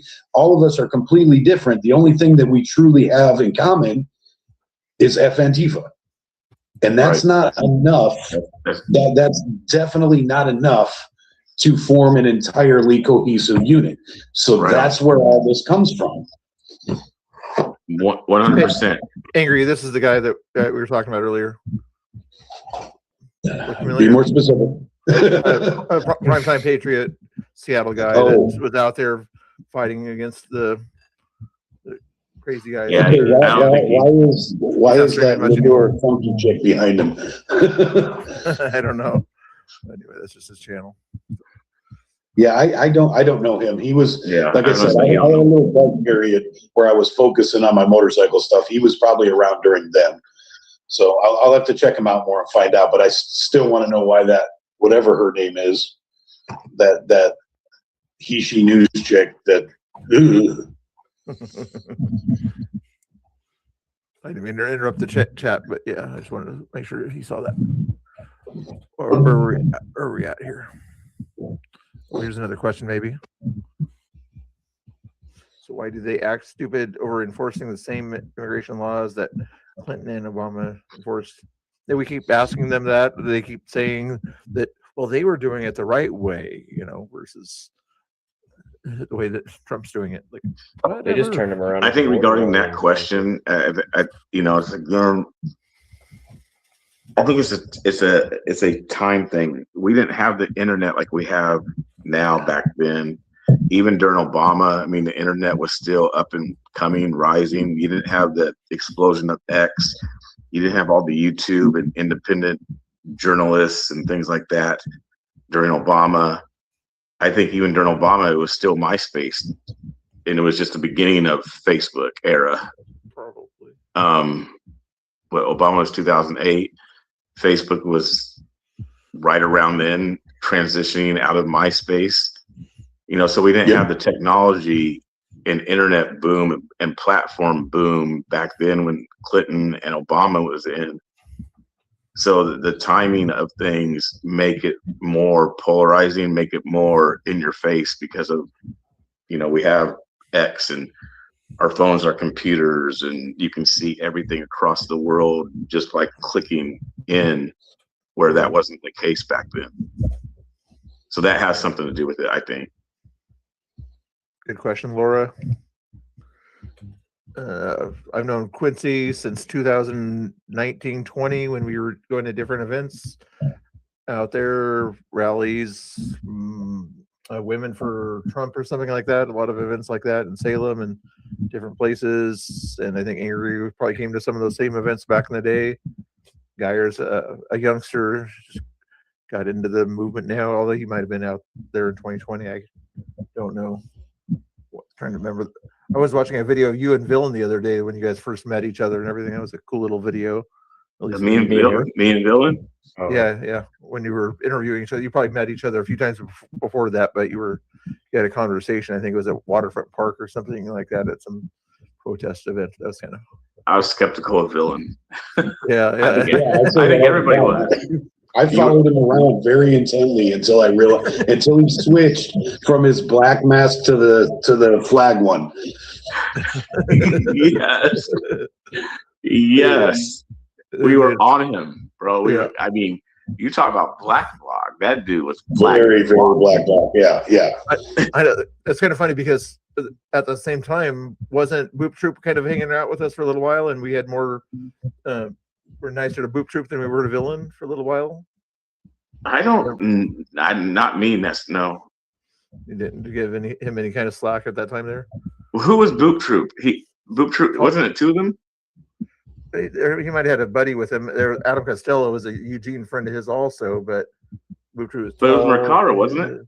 Wasn't Mercado part of Boop Troop? No. You're thinking of concrete reporting or something like that. I think when those guys were there. But Boop Troop is a tall guy. Boop Troop of Eugene still has a channel.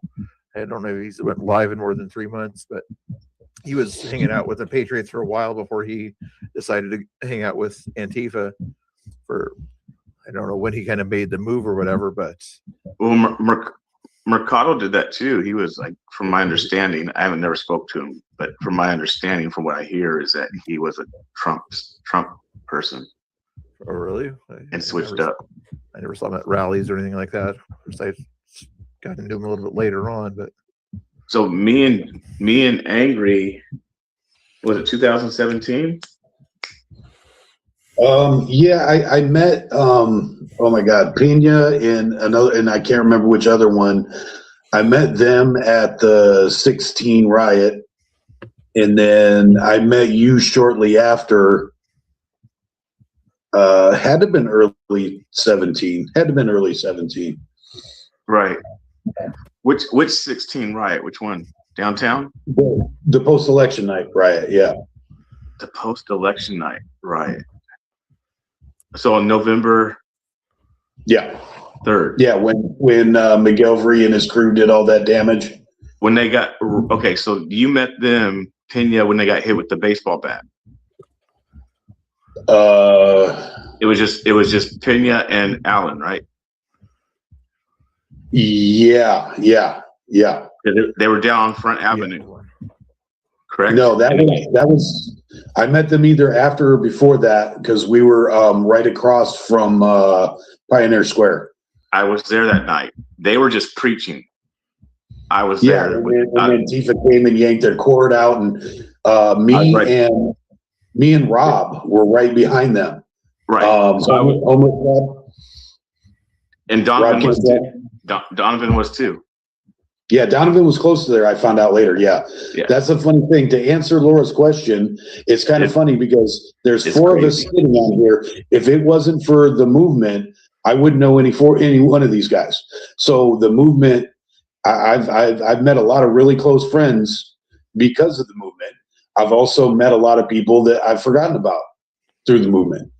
But because that's just the way it works. There's, I was talking about this on one of my live streams. It really, the movement really kicked off hugely at the March for Trump. And that was obviously on March 4th in 2017. In Lake Oswego. In Lake Oswego, correct. Quincy was there, weren't you? Yep.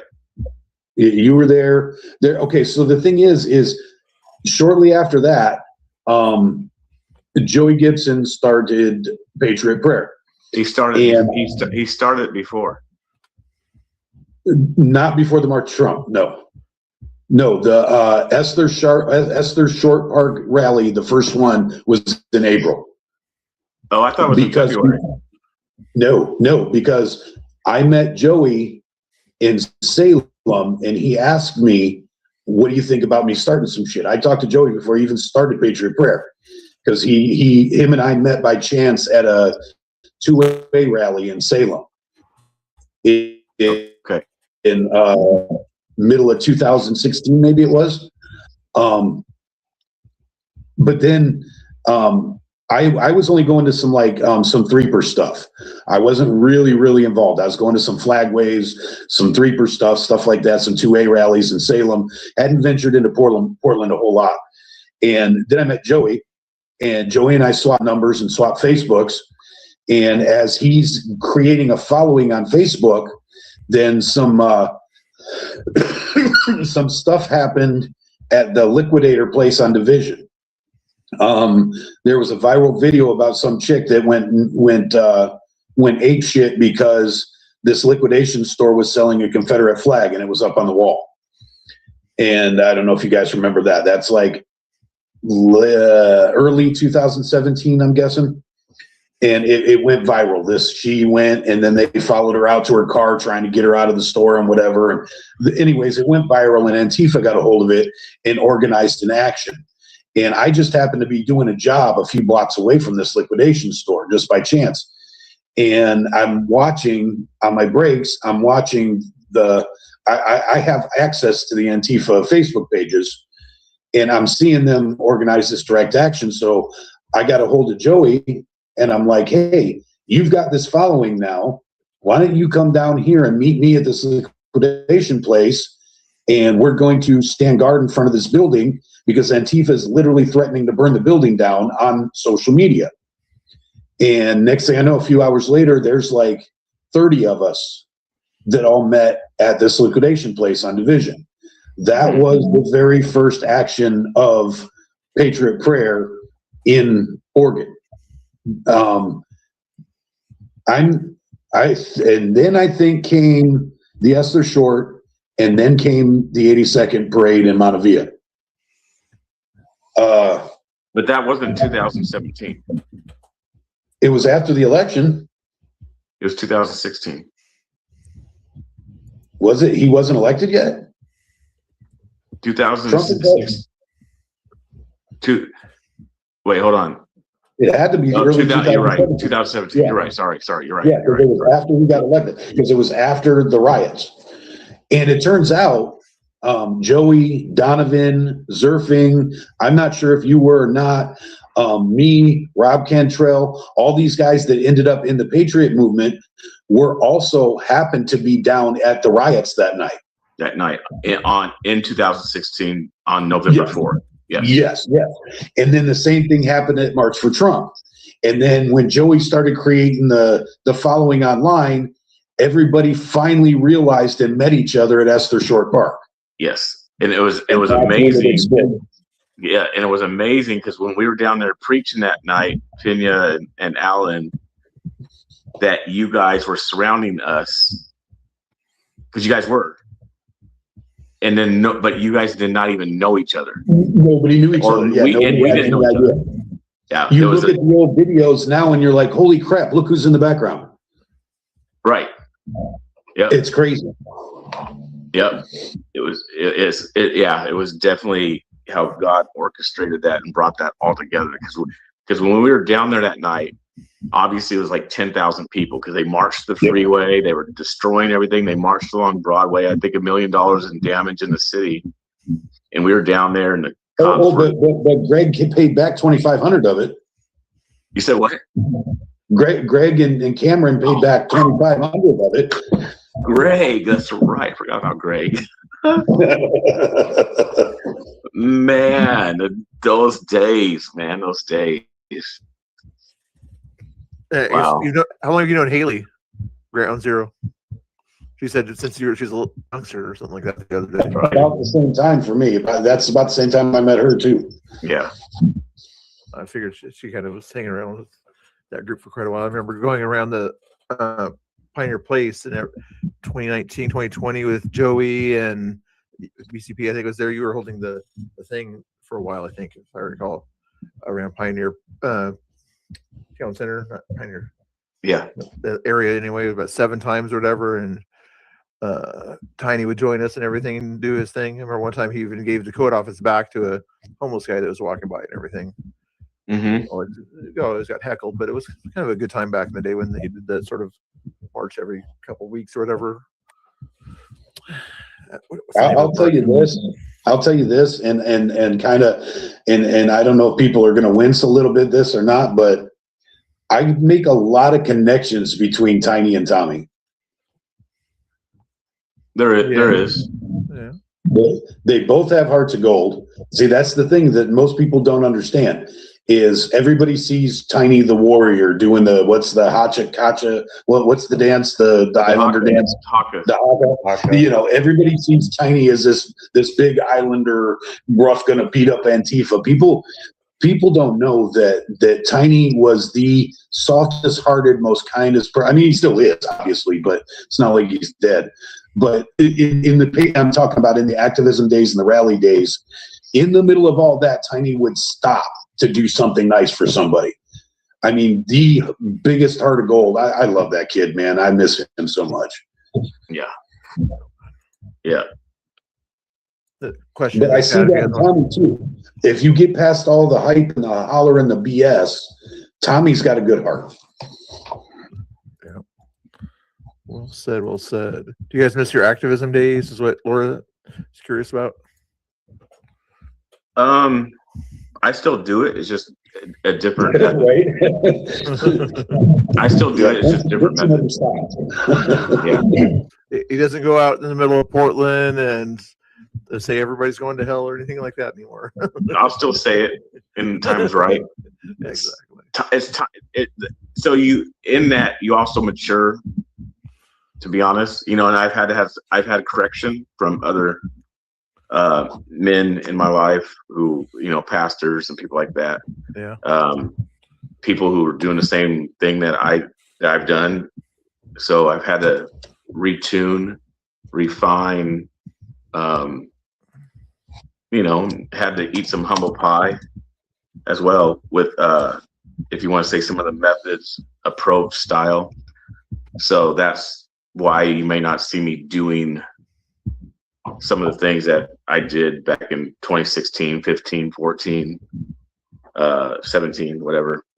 Just had to retune, so.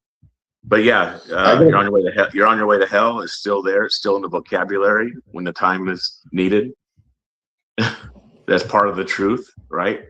Hey, there's a heaven and there's a hell. Sometimes there's reprobates who have been turned over to a sneered conscience. No redeeming them according to the scriptures. My link is my name. All right. Hit my name. Somebody was asking about my channel. Somebody was asking me for my link, and it's really easy. If you just tap someone's name, it'll take you to their YouTube channel. Or just click on that link right there. Take you right there too. There we go. So Quincy, I got to send you a link. I saved a video the other night. I found a video of you from like 2015 or something in your street preacher days and arguing with a cop. Really? Yeah. You look so freaking young, bro. It's hilarious. But Demi filmed it. Oh, Demi. Yeah. Hey, what happened to I him? found an old video of Demi's. This guy you from even way before I met you. Probably when I was at the club district downtown. That's where Demi was I'm not at. sure. It's a short video. I'm not sure the whole content. You gotta send it to me. Yeah, I'll send it to you later. Wow. From 11 years ago, bro. Yeah. If I could turn back time. I'm gonna remember this one. Oh man. Oh. Wow. Look at the beard, the lack of beard there. Check that out. I know exactly where that was at. Where was that one at? Well, wait, hold on. I can't tell because it's moving around. It was with Villain. Yeah, that's with Villain. Oh crap, Junkie, look at you. I know, bro.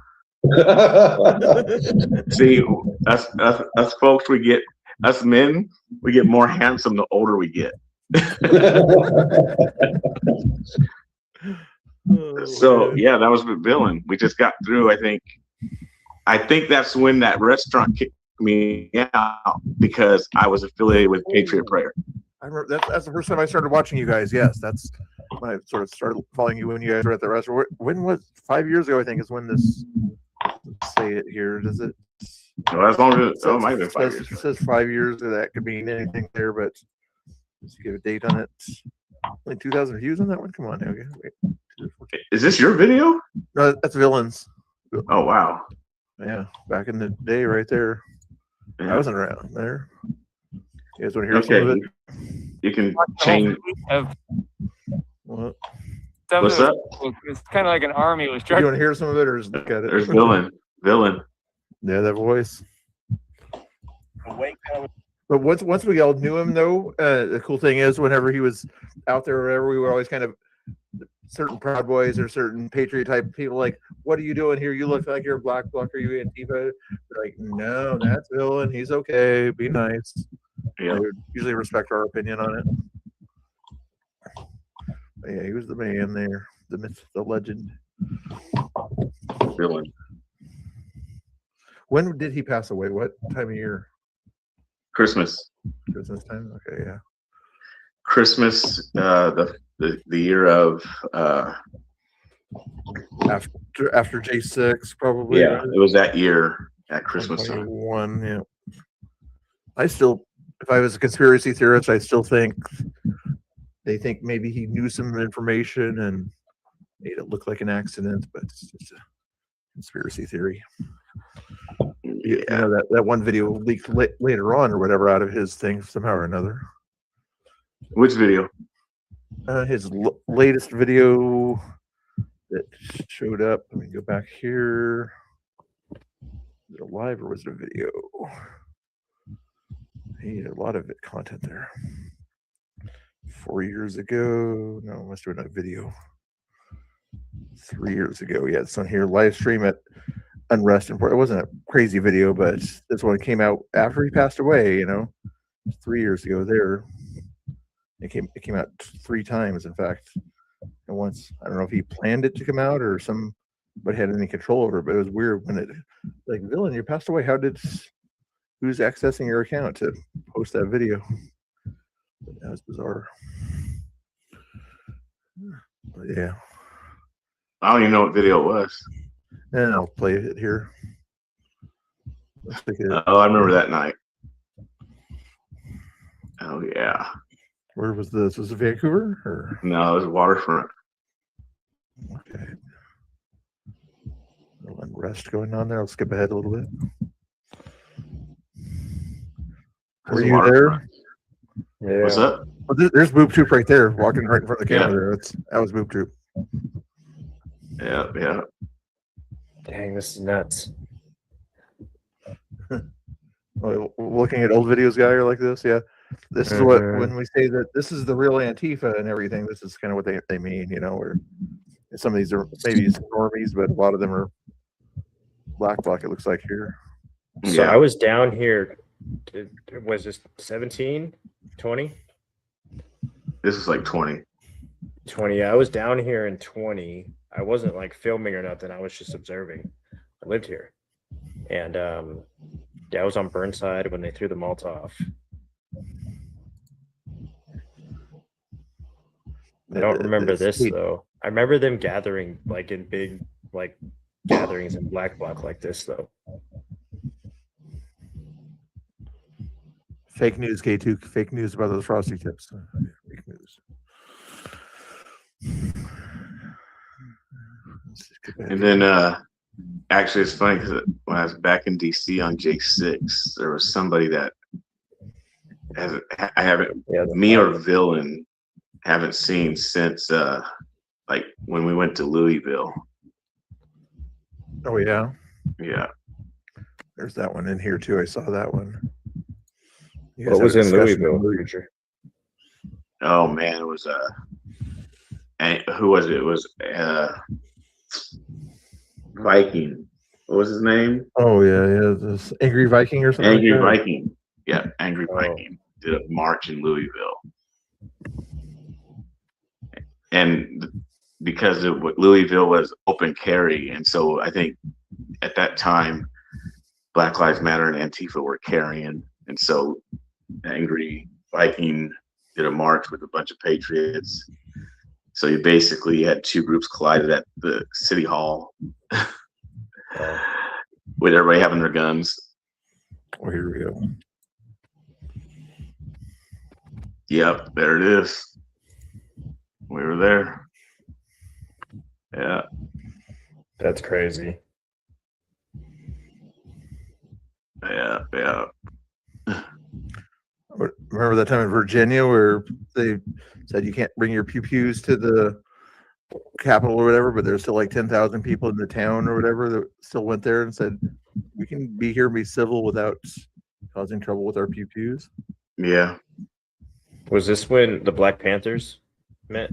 No, it wasn't Black Panther. No. It was just protesters, BLM, Antifa. Mm-hmm. Yeah, I remember that. Yeah. Yep. All this. Did Common Sense Conservative go to you with some of these, or No, he didn't go.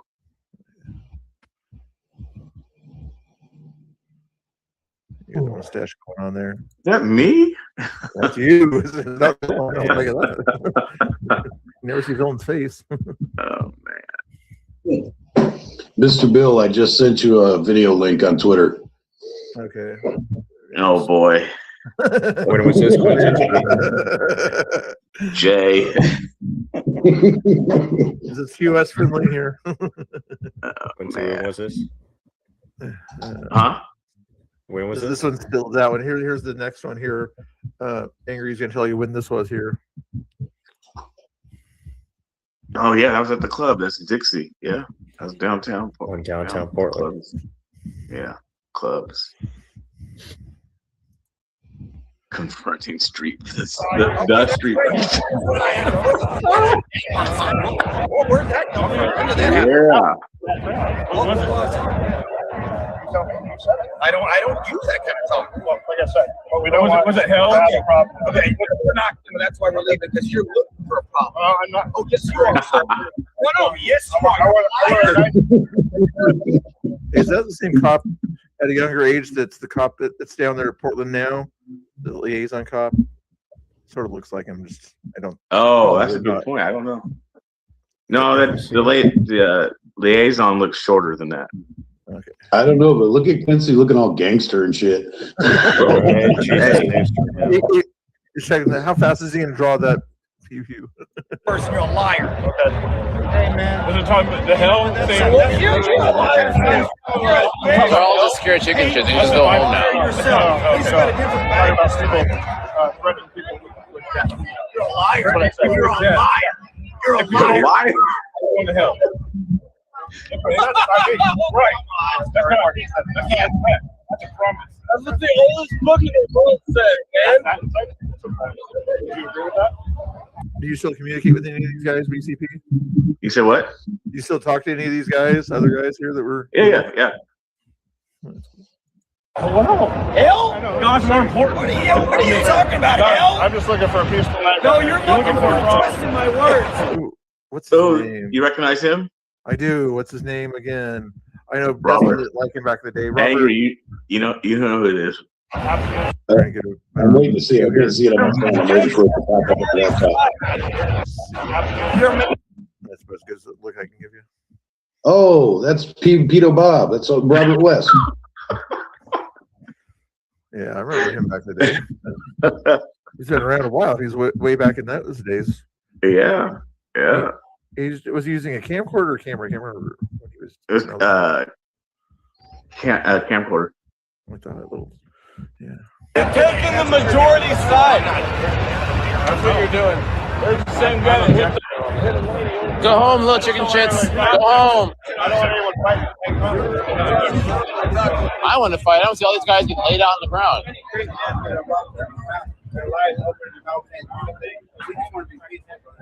Man, what year was this? 2014? Let's see what it says here. 10 years ago is what it says in that. No description.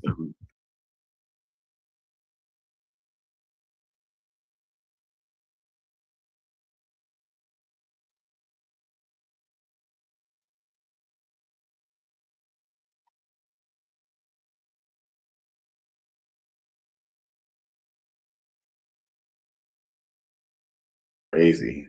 Oh, Demi. What happened to Demi, Jay? He popped back up at the beginning of the ICE protest. He uncovered the Chandler apartment before anybody else did, before anybody knew it was Chandler. No way. But he came out for like one really short video and then one at Chandler's place, and hasn't posted another thing since. Wow. But yeah, he just popped up out of nowhere with that discovery, like before it got really hectic down there when it just started. And he was like, this is their headquarters. This is where we found them going to and getting stuff before any of us knew about Chandler. Wow. Okay. Where's Chandler been? Is he in Arizona lockup? He was out this weekend. Oh, I've got he was him on out my where? videos from Friday and Saturday. Chandler Pappas? Yeah. Oh, no, He's different Chandler. I'm talking about Patriot Chandler. Oh, you're talking about no offense, but knockout Chandler. Yeah, totally different Chandler. Yeah. The guy that got in trouble in Salem and other places. Yeah. Oh man. I'm surprised. How long was he hanging around with Joey back in the day? For a little while he was, but I think those guys had different behaviors. He was the reason why I met Luis, actually, because at the March for Trump, Luis was running around with a picture of Chandler on his T-shirt and running around telling everybody, "You'll get this, you'll get this." And I caught him in the middle of the street, and I'm like, "You didn't do that. I know who did it. It wasn't you." That's bizarre. Enrique was in chat the other day or whatever, and he was wondering what Lewis has been up to. I'm like, I haven't seen him or whatever. Talked to BCP. He probably knows more about Lewis. Or he got a payout. He did. Yeah. So yeah, that's what I heard. I heard a bunch of them got a payout from 2020, but part of the agreement was they could get paid if they didn't go protest anymore. Wow. Was that part of the Dustin one, or was that earlier? Wheels. Dustin Wheels, probably same thing. Yeah. They probably. I know he had like 400,000. I'm not gonna lie, I like Dustin. Yeah. I mean, he was fun to hang He around was with. He was fun. Especially I'm not when gonna say like we were buddies, but it was fun, right? I mean,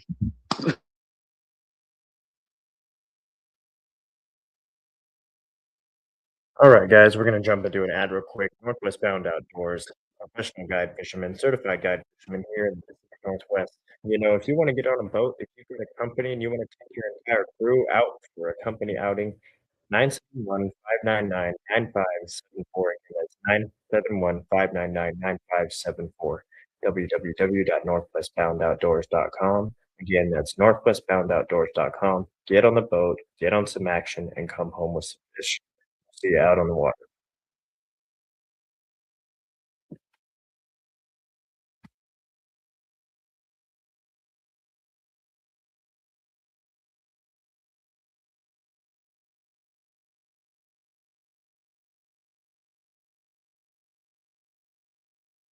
Question.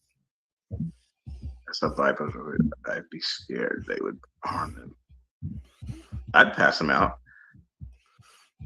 It'd be KJV, of course. It's a waste of money. You could burn the other translations besides the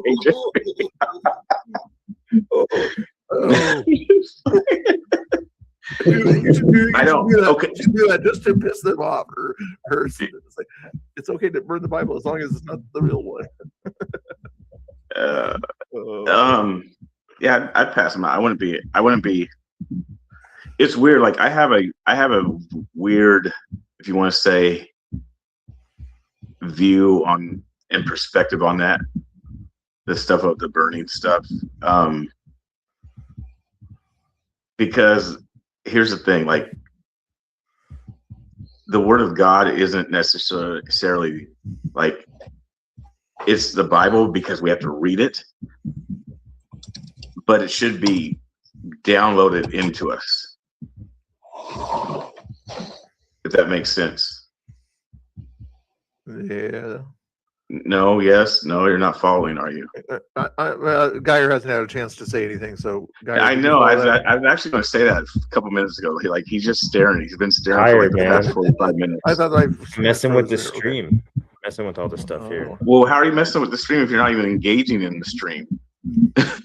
You got to at least move once in a while. So you're like IRT at a protest, just standing there with the camera. Yeah, I'm doing the exact opposite of what I do downtown Portland.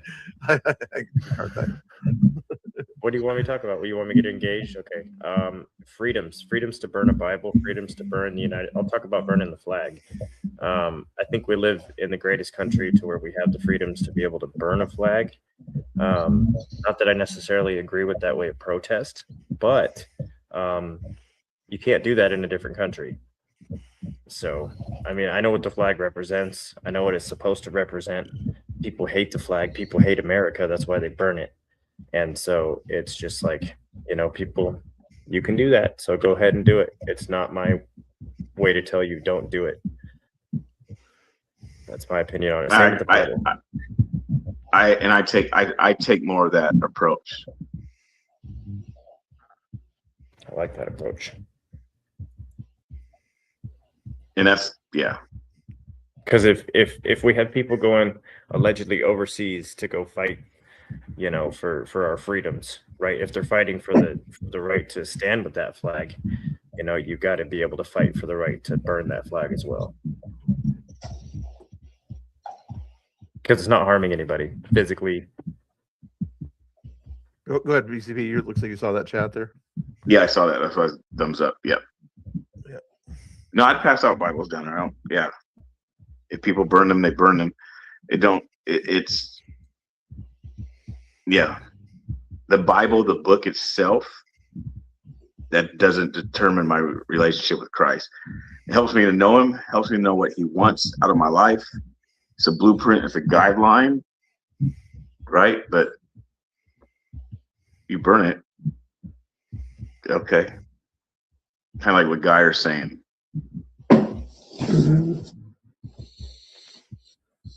What else would preacher? Does it like deep down? Does it make you angry, or does it make you fearful at all?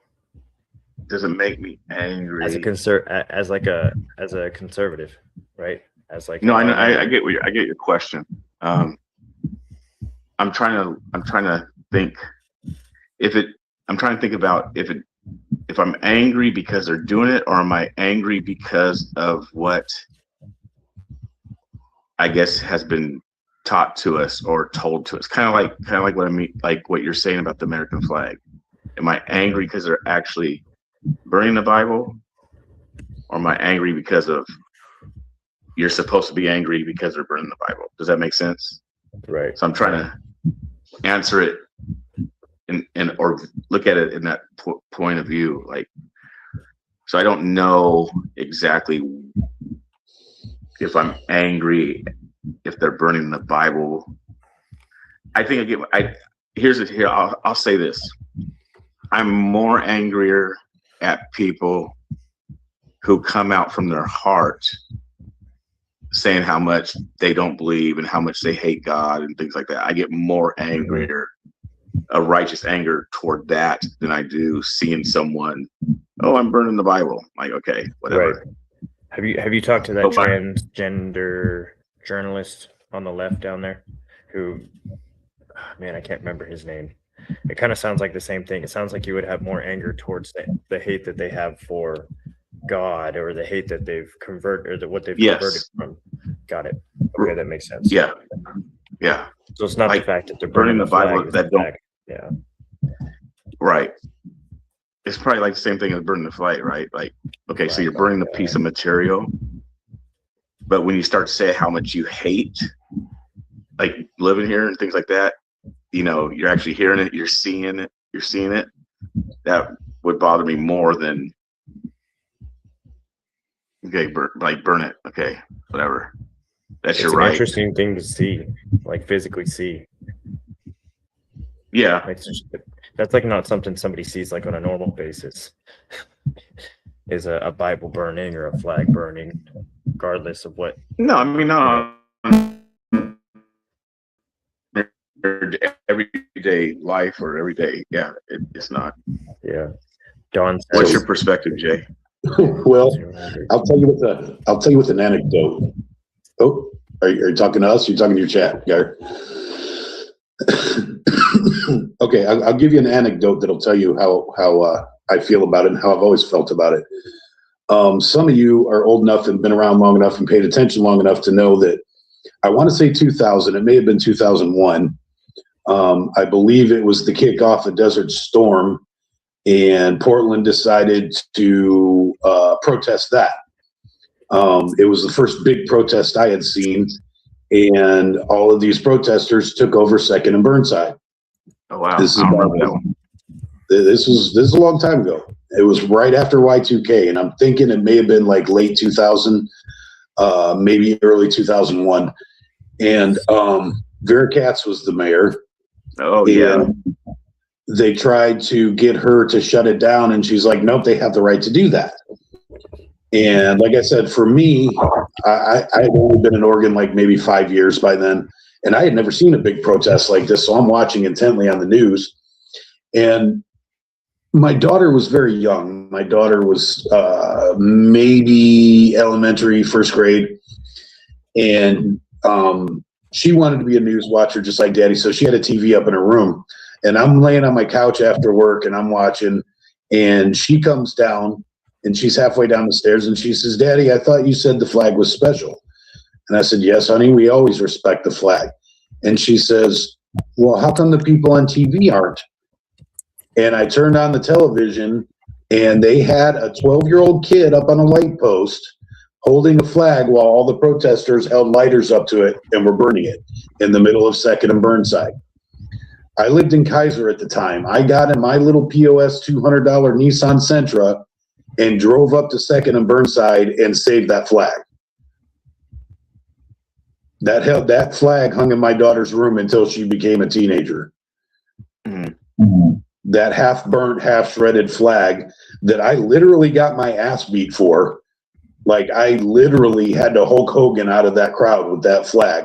I had 20, 25 people beating on me from all directions. And there's cops, Portland cops, standing right outside the crowd watching this all happen. And I was that intent on showing my daughter that you don't desecrate a flag. That was the beginning of my activism days. Right. And it's not so much about the flag itself. It's, because then the left is like, well, how come you guys wear bandanas? How come people are wearing shorts? How come people are wearing hats and bikinis and blah, blah, blah, blah, blah.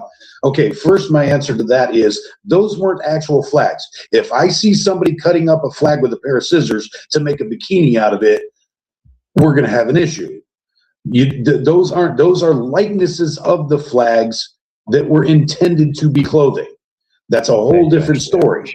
That's not taking an actual flag and cutting it up to make something of it. So that's the big thing. But the second thing is, it's not necessarily the flag itself. That's just a piece of cloth.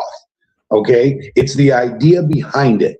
And it's the people that have died for those colors, the people that have put their lives on the line, that still put their lives on the line every day. That flag represents the fact that we get to live like we do. We get to have the life that we have today, enjoy the freedoms that we have, enjoy the privileges that we have. I don't have white privilege. I have American privilege.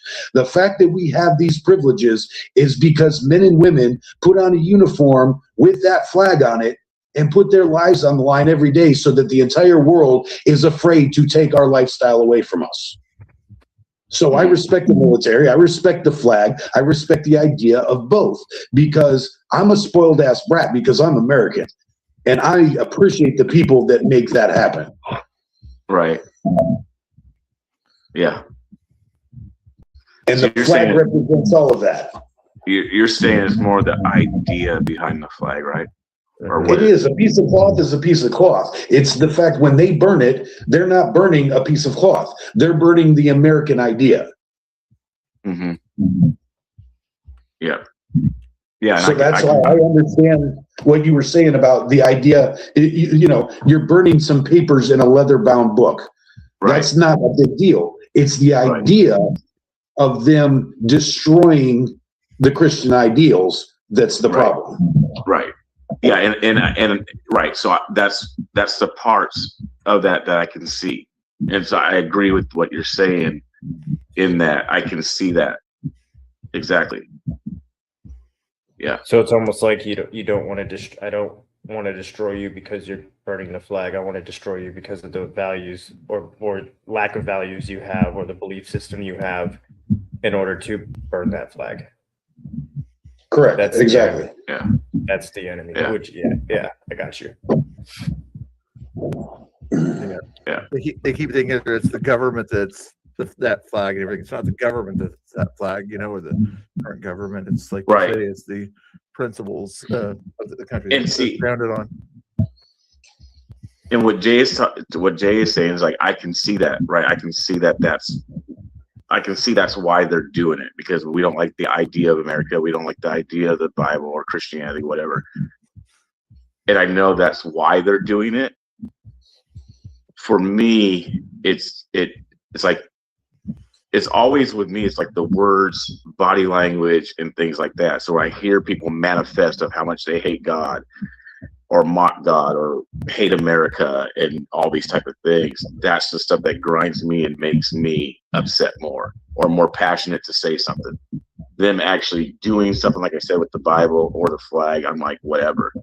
Even though I am understanding their idea, like what you're saying, Jay. Like, yes, I know that's why they're doing it, because they don't agree with America. They don't agree with the Bible. So that's why they're doing it. And the thing is, we care about it because they care about it.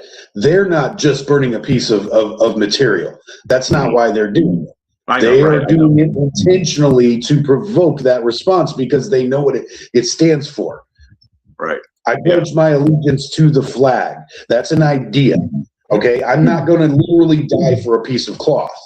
I'm going to put my life on the line for the idea that cloth represents. Right. Yeah. Did you serve? I did not. I was a bad kid and I wasn't allowed.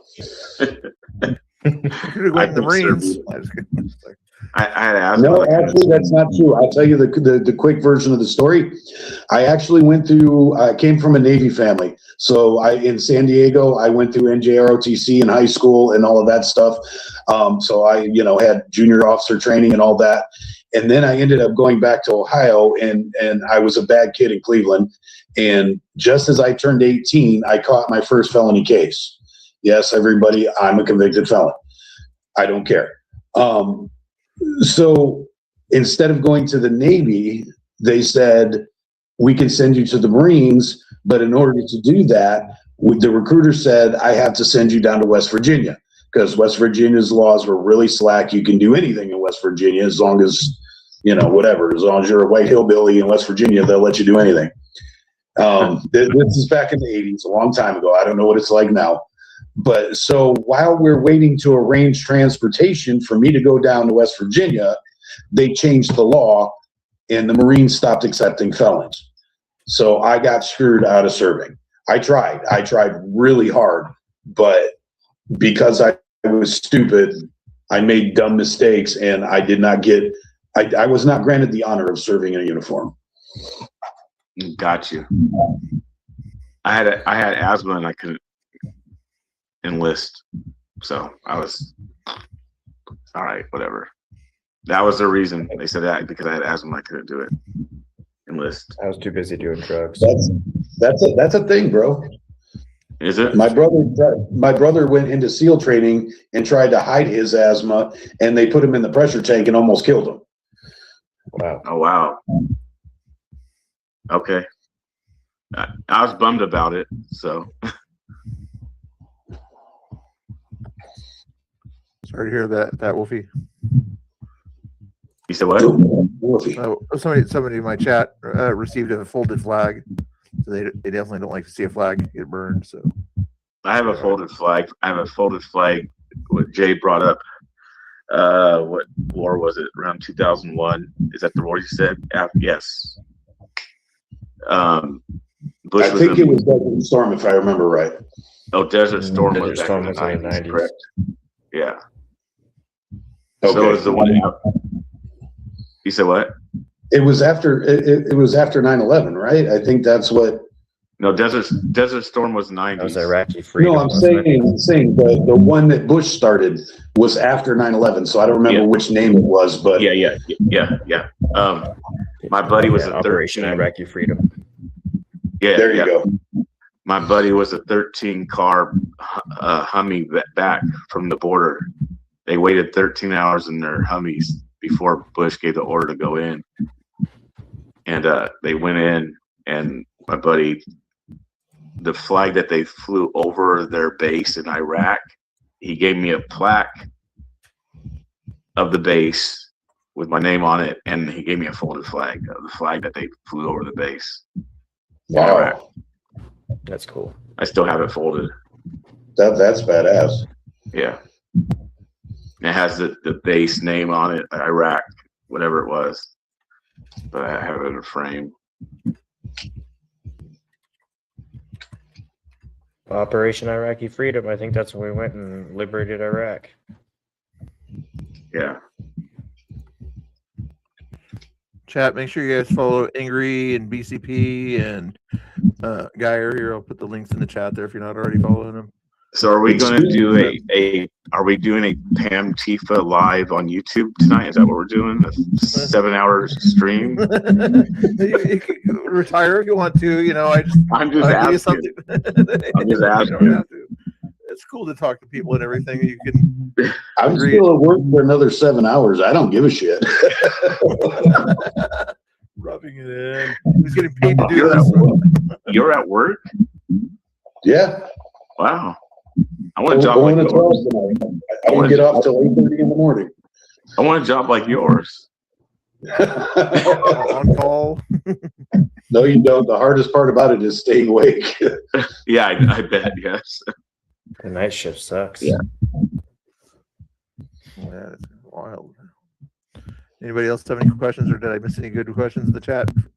Bell Miners, while I get. Oh, Laura had a question there. Well, I don't know. Back. Let me scroll back here.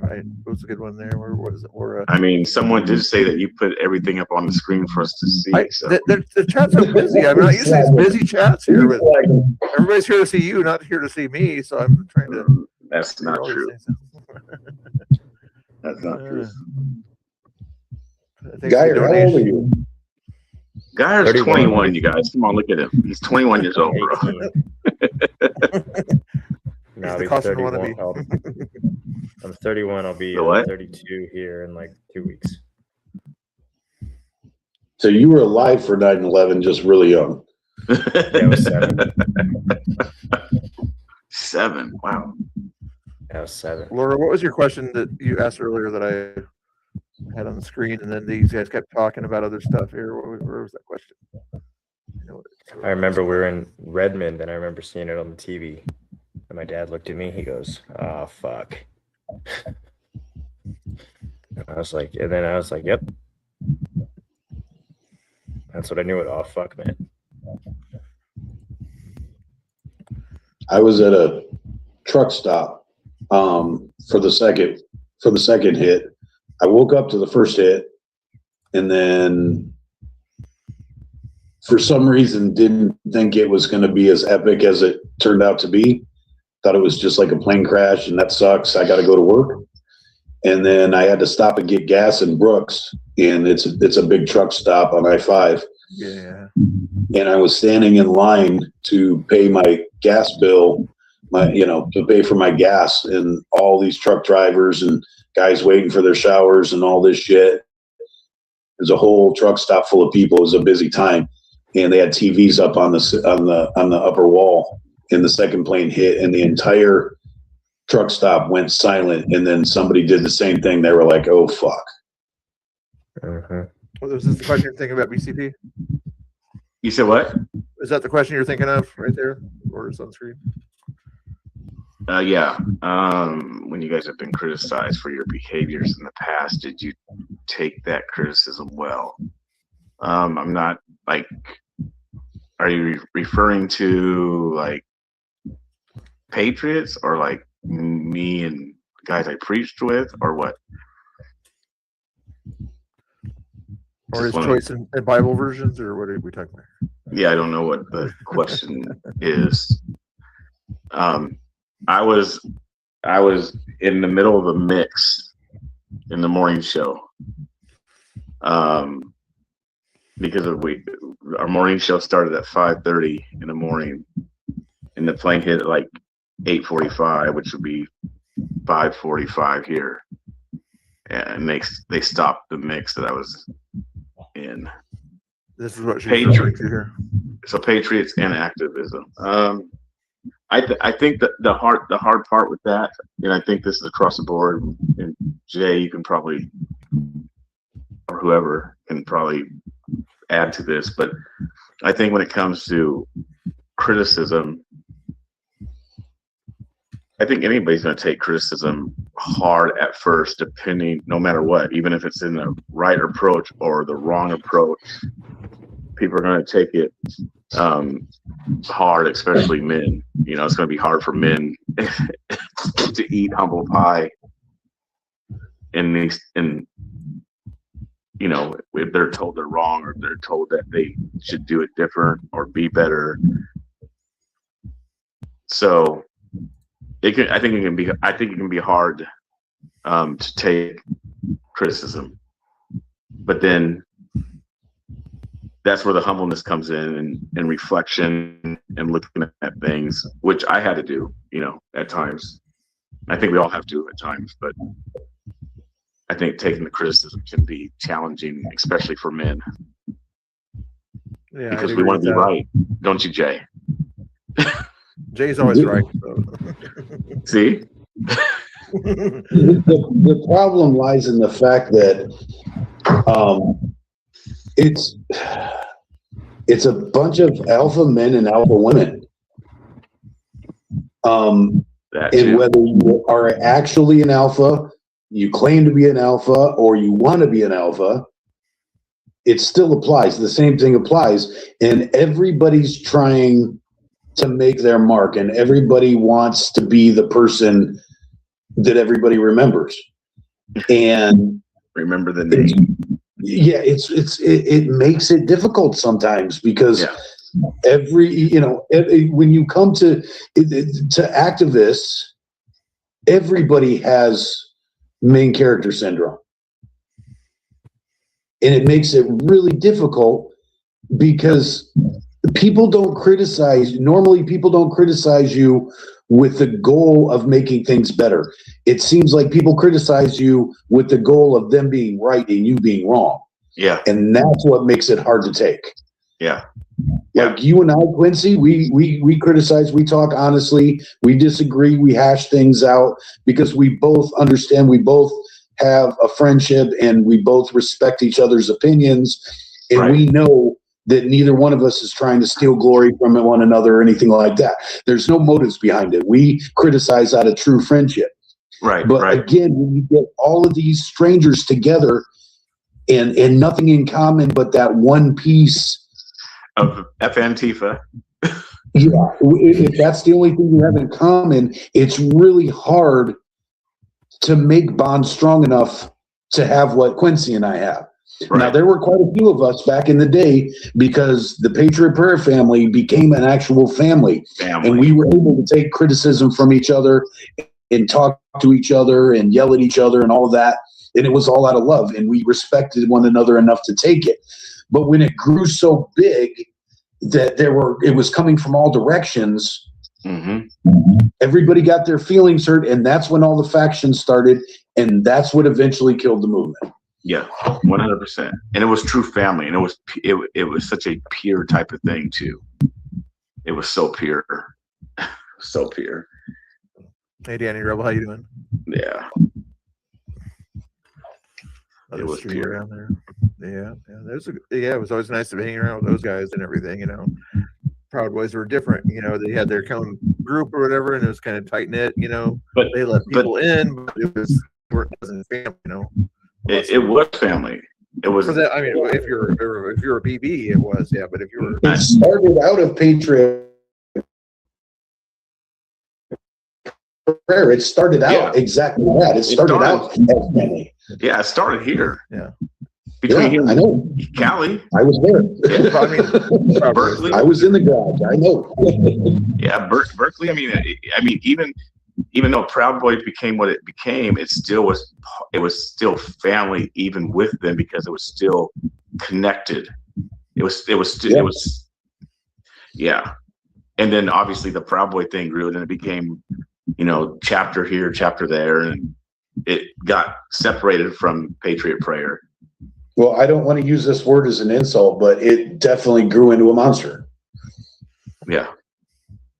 And like I said, I'm not saying that insulting because I love my boys. I love my black and yellow, BYOB. Yeah. But it grew into something completely different than it was originally created as. Yes. Oh, chat. We got Lance videos in the house. Yeah. And even at that, yeah. When it was created, it was still even pure. It was like, yeah, Everybody go follow this. When it was created, it was a few of us in a garage embracing the Gavin McGinnis joke and wanting to protect people and their free speech and steal a couple Antifa flags. That's how it started. Much love, Yeah. brother. And a lot of Because I won't mention any names, but I sat in that garage with 5 or 6 of us, and we're all like, that needs to happen. We need to do that. Let's do that. And there were a couple flags hanging on the wall, and they're like, look, that says we can do that. You're right. It was just that organic. It wasn't like an organized, wasn't any of that. It was just some of us saying somebody needs to do something. We want to be those people. Let's do it. And let's adopt the name. Yeah. That's all it was. It was simple and it was pure. Yeah. Yeah. Yes, it was. Everybody already follows the BC Preacher, but in case you don't, there's his link in the chat right there. BC Preacher.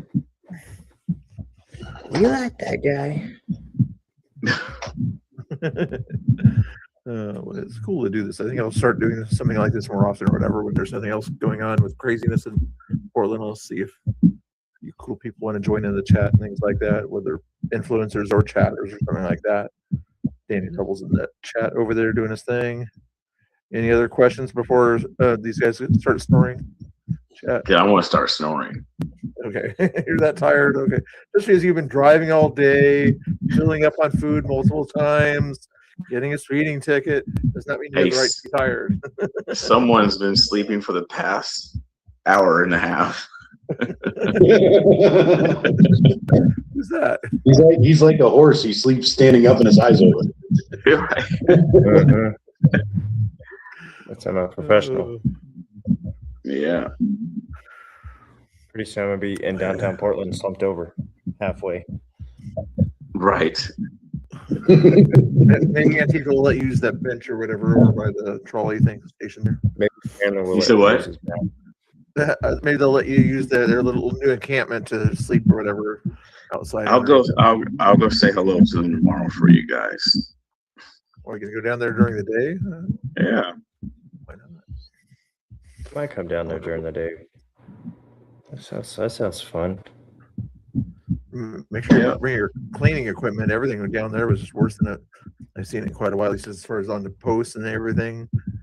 Yeah, it is. It is. It's actually. It does seem like it's a little bit more dirtier than the last one. Yeah. Yeah. Even over by that area over by the storage area or whatever, it used to be nice and pretty over there. They're doing some sort of construction or something over there. You used to be able to see a rabbit over there back when Cam was A around. rabbit? You saw a rabbit? No, back when Cam Higbee was around or whatever. I remember watching a stream and he saw a little rabbit on the other side of where the encampment was. Oh. But now, because there's trees over there, but now there's no trees over there. There are bushes. Okay. All right, check. No more questions in the chat. Come on now. Now's your chance for whoever hold your version. I just want to say one thing. I saw Danny Rebel is in the chat. Yeah, that is one of the streamers I have not got to meet in person yet. So Danny Rebel, if you happen to be down there when I'm down there, please come find me and shake my hand. He's a good dude. We like Danny over here. Yeah, Danny's good. He's always stays out there late and does the. If you ever need something, glasses. What kind of stuff you use? Glasses, Danny. Blows glass for other things besides what some Portlanders use it for. I would imagine, not just what some people like to use those glass containers for. Cannabis. Speaking of glass, what happened with that window, Quincy? Did you ever find out what happened with that window today?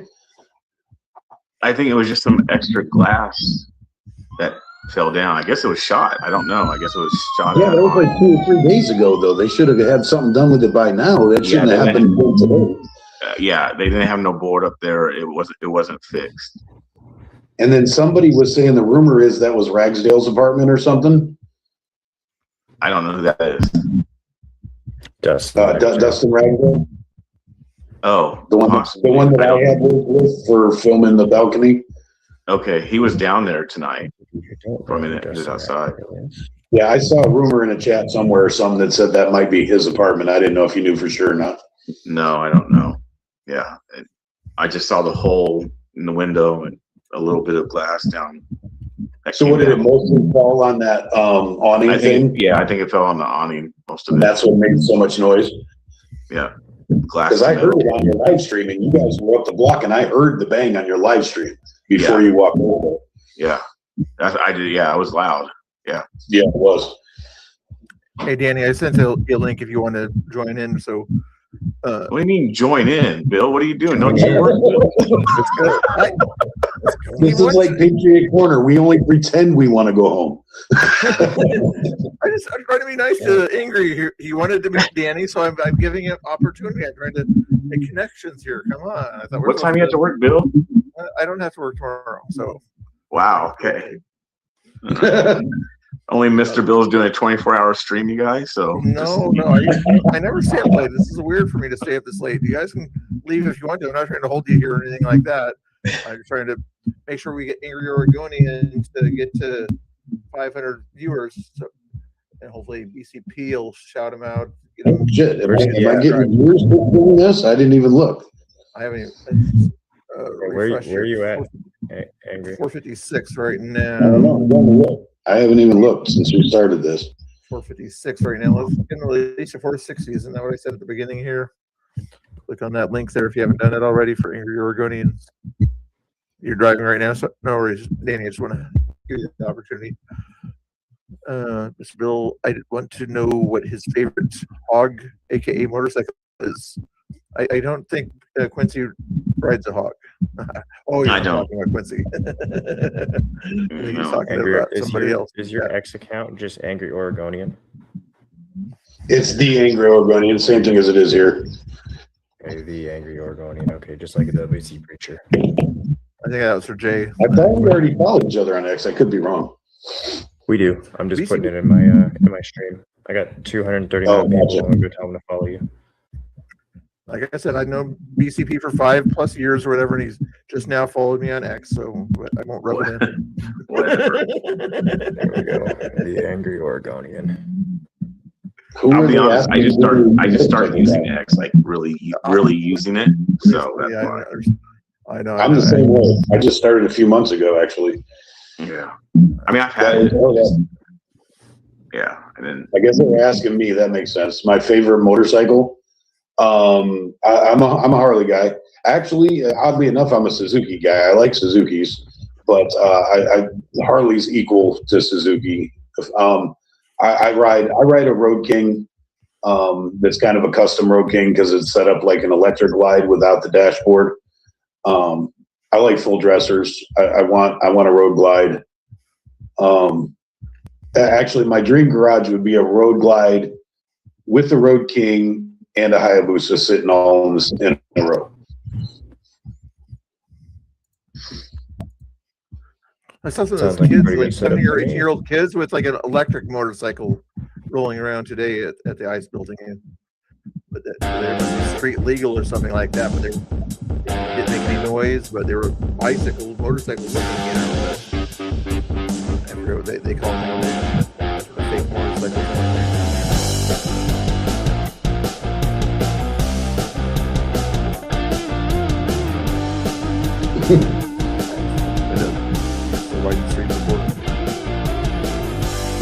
Well, if you're young enough to ride something like that, you shouldn't be by ice. Yeah. I wonder if Valley Ray hopefully will show that's up true. over the weekend. He hasn't been out there in a while. Oh, we need to see some Billy Ray. We like that guy. He was out there the other night, wasn't he? That guy. Yeah, we like to restream him. He was out and about, but I don't think he was by ice. He was out by Foster and he was out in Lentz neighborhood the other night. I know that. He likes. There's a place where some Antifa NGO type group or whatever goes, and he likes to go by there and say, "Quit handing out drug paraphernalia to homeless people. You're just going to get them stuck on it." Yeah, that's the Max stop in Lentz. Yeah, that's where he was. It's like across from where the old Copper Penny used to be. The old copper penny, man. Yeah, you remember that, bro? I used to DJ there too, so yeah, I remember it. I remember hearing that on the radio all the time. The copper penny. Oh man, the copper penny. I hated DJing. That was like the worst place. I hated DJing there. Oh God, did you take a whole 5-gallon bucket full of disinfectant wipes when you DJ'd there? I hated it. It was the worst. Nasty. It was so bad. It was so bad. E-bike, that's what they were called. Yeah, I hated that place. DJ. And then how many times did you have to DJ in competition to the quinceanera next door? That was a Palace Ballroom or whatever it was. Yeah. Every time I went to the Copper Penny, there was a quinceanera on the other side of the door. Oh, really? Yeah, not usually. It wasn't when I was there. No, but yeah, they had the ballroom. Yeah. Yeah, that place. Now it's apartments, high-riser apartments. Yep, Yuppie-ville. Yeah, it was kind of bittersweet when they tore it down. The owner still, a former owner still talks to me. Yeah, that was a place. You know, they used to be downtown. It used to originally, it came from downtown Portland. I didn't know that. Yep. Yep. I was too young. I was a little kid at that time. Are you gonna let your kids go to the club? When are What? when are you gonna allow your kids to start going to the club? Or Never. come on, what if they're 18 or 19 and they say they're responsible enough or something like that? That's on them when they're 18. I can't do nothing about that. I just gotta hope that what I instilled sticks.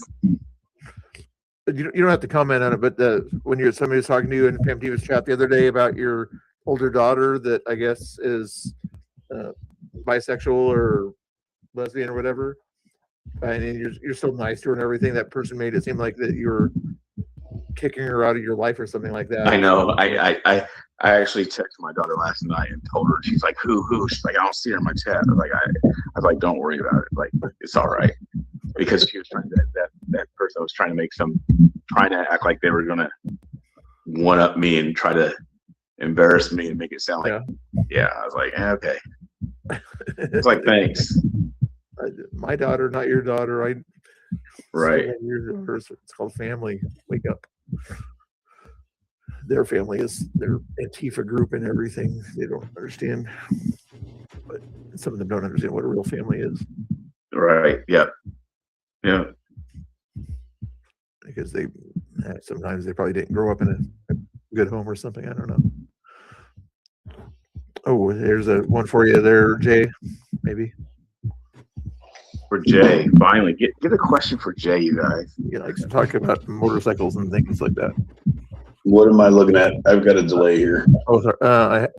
I had a 82 Sportster a very long time ago, a different life. I didn't ride much because it was too tall for me, and I had to stay light for my girls. That has too many wrecks. Not a question. That's not a question. That's a sad story. That's not a question. Reply with a sad story of your own. I don't know. I tried to build a Sportster last year.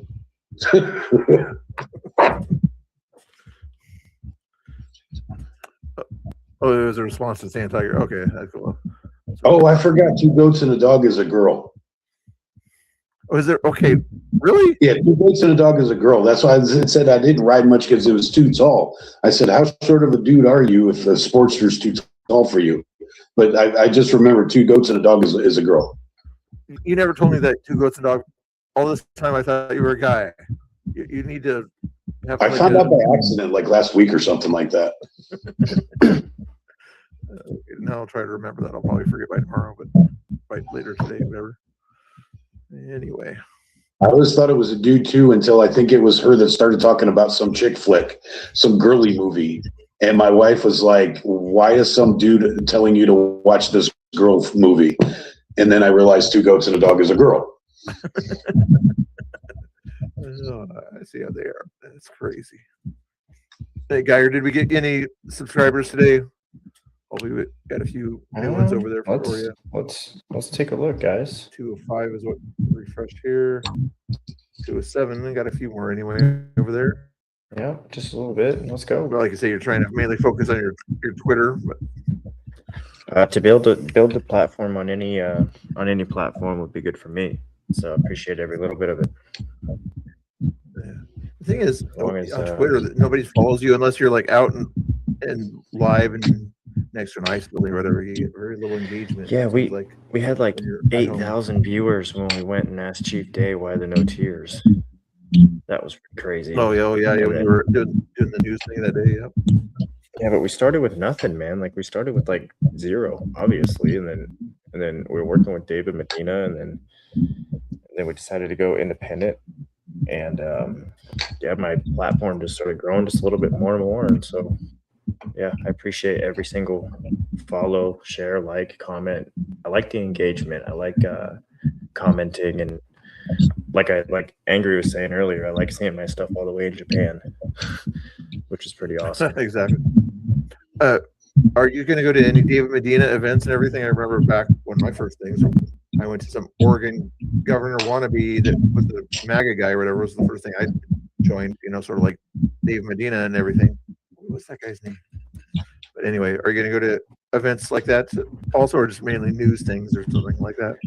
No, we're gonna go to those events. We went to his first campaign rally. That was pretty cool. That was cool to cover something like that. We've been to political events before doing photography. That's my trade. That's how I started doing all this. So yeah, we're gonna go to more events. We're gonna pass out some signs and work on the campaign a little bit.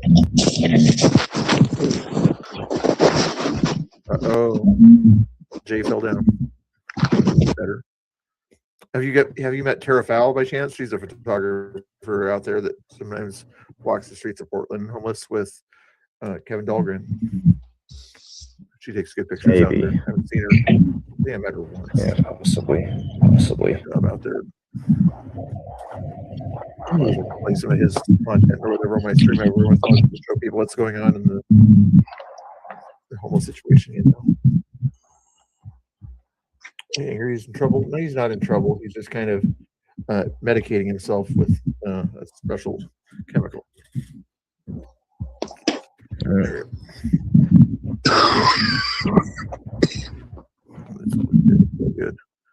If you guys are getting tired, I'm not getting tired, but I know Quincy needs to read the King James Version before he goes to bed. So I need to do what?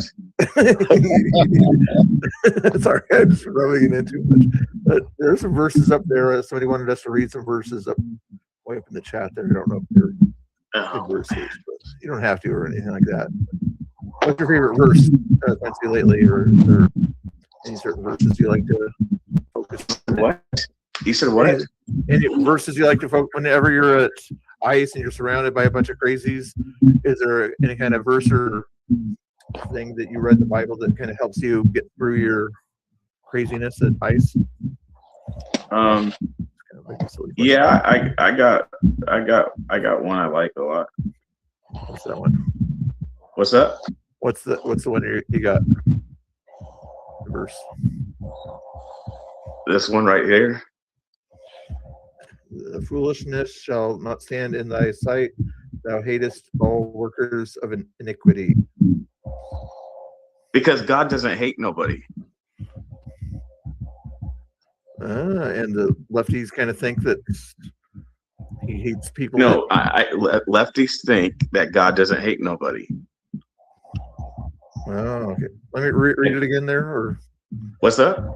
Read it again with your translation. Right there. There's my translation. The foolishness shall not stand in thy sight. Thou hatest all. Oh, thou meaning God. Yes. All workers of iniquity. But if I was somebody disagreeing with you or something like that, I would note that the thou is not capitalized there. So how can you say that that's God if the thou is not capitalized as? It don't have to be capitalized because David is saying thou.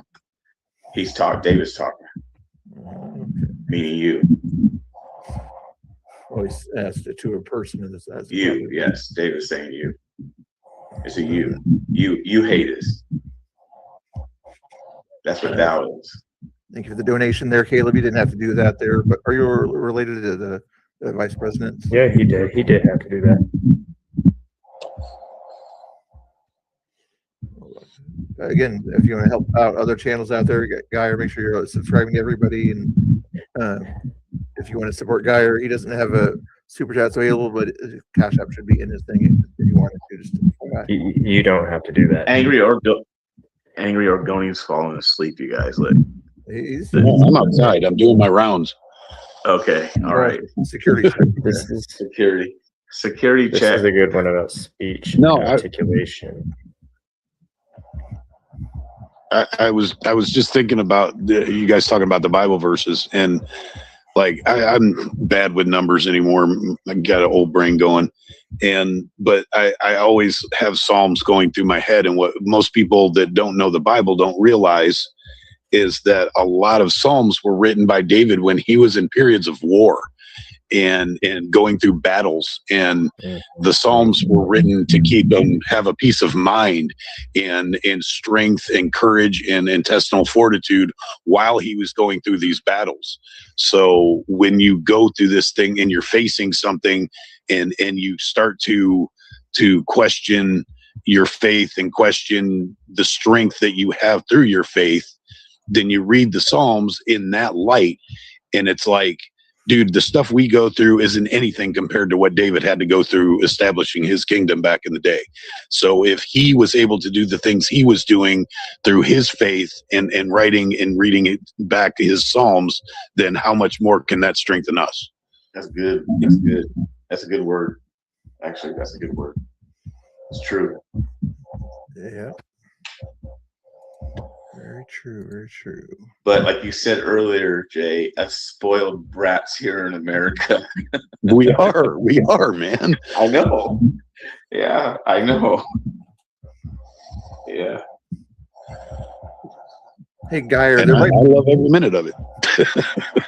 What's up, Bill? Hey, Geyer. In your YouTube settings, if you go into your YouTube studio, there should be some setting that allows you to receive raids or something like that. So when I'm done with my stream, if I wanted to send you my viewers and everything, if you want to look at it real quick and see if you can find something like that. He taught me this too. Yeah. Okay. So somewhere in there, I forget where it's at. Somewhere that should allow you to raise. And yeah, he did connect that or whatever the other day. I did notice that he learned how to work on a computer. So okay, channel customization. What am I doing here? Something to do with BC. Remember where it was? I don't. 251 in the chat. Somewhere within your settings or something like that allows you to. On mine, let me see if I can remember where it is on my thing here. Moderation. Content control. Moderation. Where was it? Unity. Customization, maybe? Not customization. No, I don't. I know it was somewhere. Where is it at?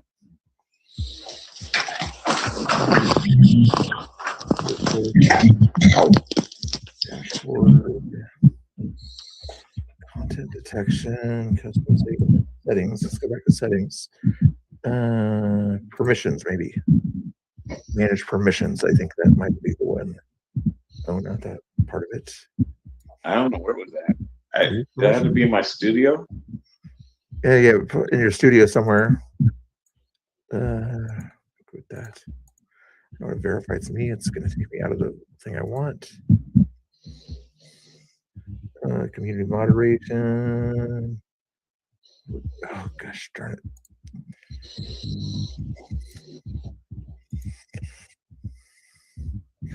I've done it now. I clicked the wrong key now. It's my pass key to get into like that I should already be in since I'm streaming. Permissions. Okay, yes, that's the one. So that we're trying to do some things behind the scenes here to try to see if we can find a way to raid him, but I'm trying to remember where the rating option is. Approved users. Okay. Answer. What if I wanted to? I guess I'm not understanding to what raid. Yeah, when I in my stream or when somebody was they're streaming, they want to send their viewers to you or whatever, or somebody else that has similar content going on. It'll basically automatically send the majority of the viewers in your general direction there. I mean, I could always put your link in my channel, and a lot of people will go that way, but not everybody will be forced to go that way unless you have it set up so I can allow you to go there. Let me see. Okay, got you. Okay. Permissions. I thought it was the permissions, but I'm not seeing the option here. Is it advanced settings? No, basically. Community mods, user management, managing moderators, Streamlabs, standard moderators. Post one more content controls.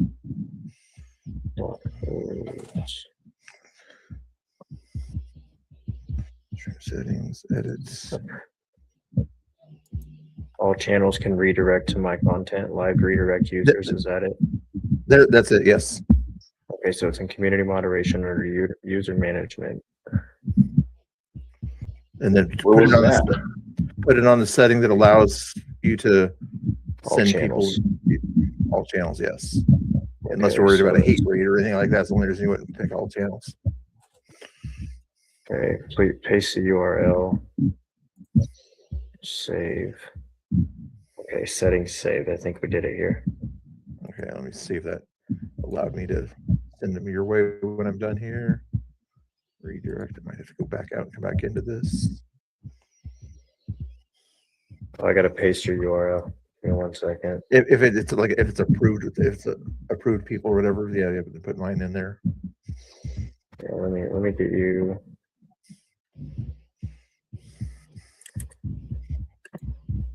Techno talk. Is the chat saying anything? Let's have BCP can talk to answer questions in the chat while we're fiddling with this. Oh, questions in the chat. BCP can't see the chat. I know. I'm trying to find a question in the chatters. They're just talking to each other in the chat, which is cool. How do I get to his URL? Well, Laura might have something to say. It took me living in Mexico to realize that U.S. Americans are very spoiled. What are your thoughts about being spoiled Americans? Let's see. Or Jay, are we spoiled? Can you drop your YouTube or on the chat? Or Sorry. Mr. Bill, you can answer. I'm not spoiled at all. As far as personally, Mr. Bill's acting like he's the host.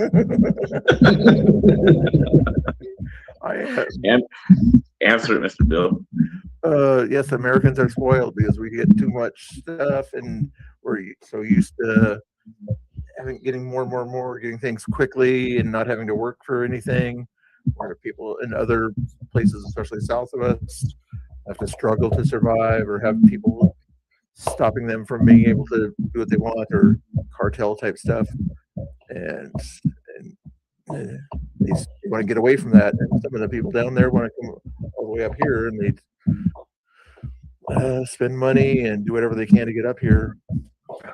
People feel sorry for them, but if they work a little harder down there, I don't know. I'm getting tired. Somebody can finish what I'm thinking. Yeah. Yeah. Yeah. What he said. See, I'm getting tired. I'm just like, I know. I'm gonna go like this in a minute. Y'all go like, Did you get it figured out, guy, or did you save it? I got it. We're all good to go. Let me back out of the YouTube studio and I'll go back in. That should 258. I think that's the problem with our show. Go ahead. Let's go. What'd you say, Gar? It's 258 people. He's talking about how many people he's got watching on Twitter, although it just means that people clicked on your link and then in some cases clicked off. But you were saying that some people are spoiled, that are men and women spoiled in America, or just women? That's not a sexist thing. That's a question. White liberal women. They're the most spoiled, probably. So my question is, what did you complain about today?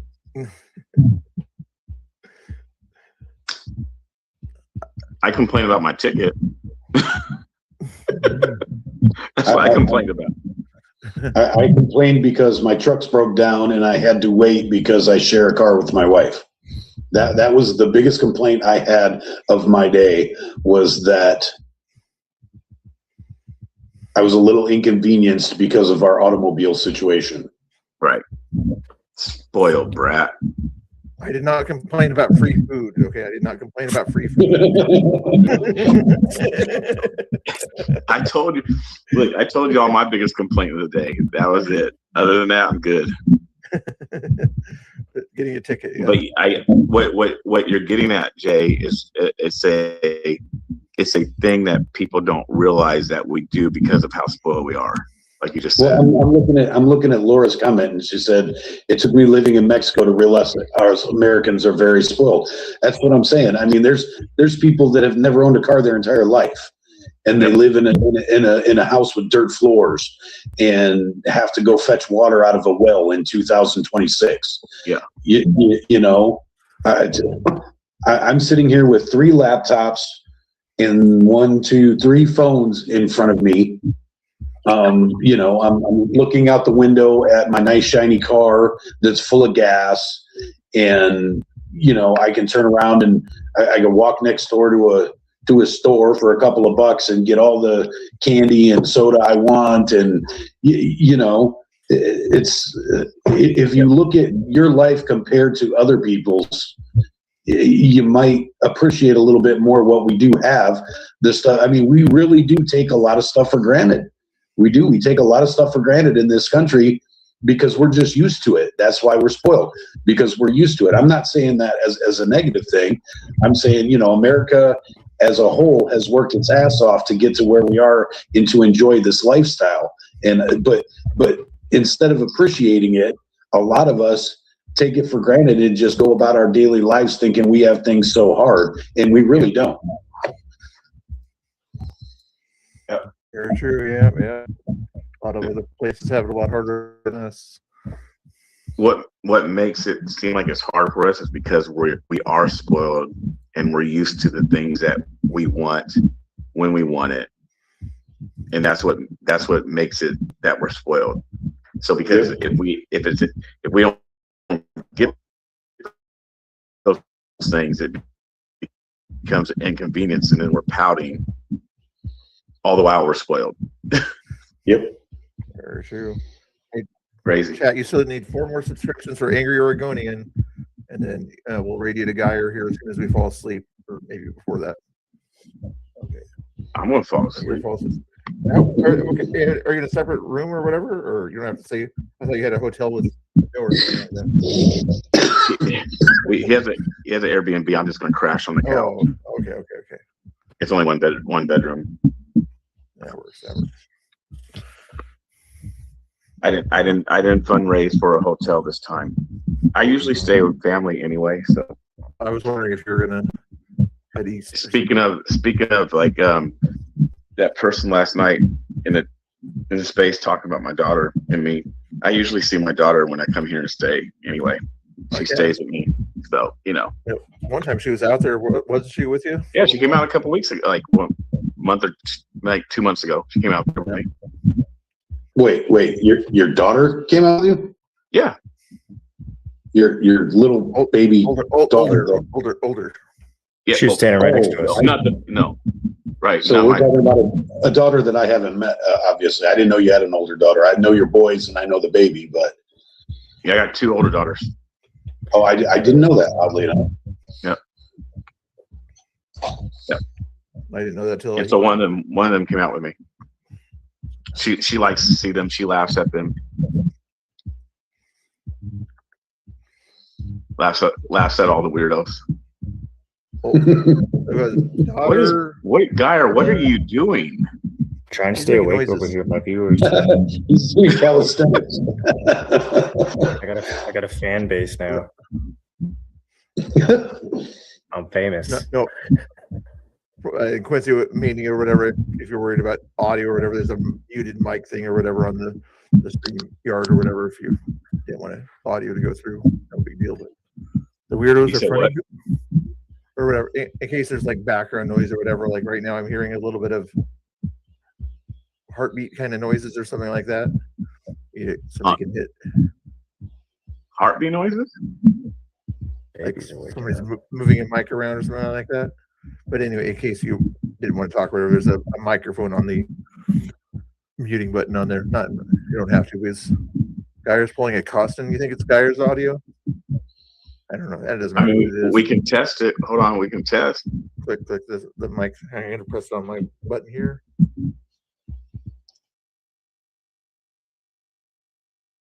Is it my audio?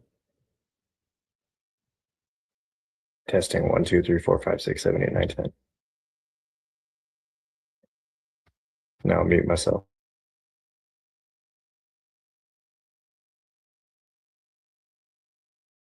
I forgot that I hit the mute button, but it's not fine. No big deal. Jay, unmute. Yeah, it's on Jay's end. No big deal. What are you hearing? Like you're rubbing something or something like that. I don't know. Hey, don't tell my secret. Not that kind of rubbing. It might be me fidgeting in my chair. It could be a sensitive microphone. Yeah, no worries. Geyer's showing off. Like, what? Laura's got jokes here.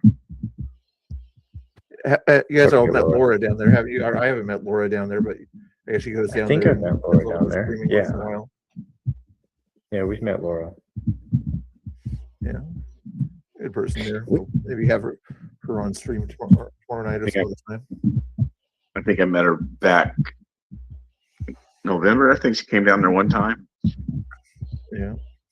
I officially met Laura on Saturday. Oh, cool.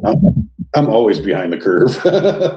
There's so many Twitter streamers down there nowadays. We're muted here, guys. We're muted. I think I've got most of them out there. Anyway, I'm gonna let you guys go or whatever, and then I'm gonna raid Geyer. If that works for you, unless you guys have anything else. And look, Geyer has to get to sleep. He has children in the morning to take care of. He has things to do. I know, that's why I'm gonna send him a raid, and then 5 minutes later, after he gets those people to raid in, then he can go bye-bye. But until then, who's gonna pray us out or something if they want to? He said, who? What? You guys want to pray night or something like that? You don't have to. Night. In Jesus' name, give us a good night's rest. Amen. Yeah. Okay. Oh, was that the NIV version of the prayer or something? Hey, only Mr. Bill. Hey, listen, that was the NIV version of a prayer, okay? Oh, that was funny, chat. Remember, chat, when I was talking about today, my jokes or whatever, are they like a Eddie Murphy level 10 or whatever, or a Chandler level? Everybody was saying they were definitely 9s and 10 jokes. Anyway, Geyer, stay on. Thanks for everybody else joining us. And then I'll end the stream here in a little bit, and it should go send everybody. You make sure you hit. Actually, I put the links for everybody else in the chat there real quick, and let me put Geyer's link here. So in case it doesn't send you to Geyer, you go to him by clicking on the link. It'll stay open for you a little bit before he goes to sleep. But I want to send him some love. Make sure everybody's following Angry Oregonian and the BC Preacher if you're not already. There's that link there. Make sure you click on that in case the raid does not send you his direction there. And then when you go over there, make sure you hit the subscribe button when you get in his channel. Is that enough for the Q&A? I think it's a little while. You're gonna do Q&A? Okay. They're gonna ask you questions like, "Are you sure you're 30 or something like that?" They're gonna say you look like you're 18, but I'll let you handle that. Okay. All right, everybody. Thanks for hanging out. But when I end the stream, it should send everybody to Geyer. Good night. We'll see BCB streaming tomorrow and Angry Oregonian. Are you streaming tomorrow too? Maybe. I'm trying to head down to ice tomorrow night. Sounds like a plan. I'll see you guys. Make sure you read the Bible before you guys go to bed tonight. Friday, I'm going down, not tomorrow. Friday night. Okay, yeah. Tomorrow. Yeah, I don't know what tomorrow is. What are you gonna do tomorrow's Thursday, brother. Tomorrow's Thursday. Okay. Today is Thursday. Today's Thursday. There's a plan for Thursday. Oh, there's some sort of a meeting or something. Anyway, thanks, guys. Good night, KP. Bill's. Sal, All right. thanks for having us, Bill. Mr. Bill. All right, Whose curves All are right. these? Mr. Bill's curves. Here's a 30-second countdown that might show up on people's screens, but here's the outro there.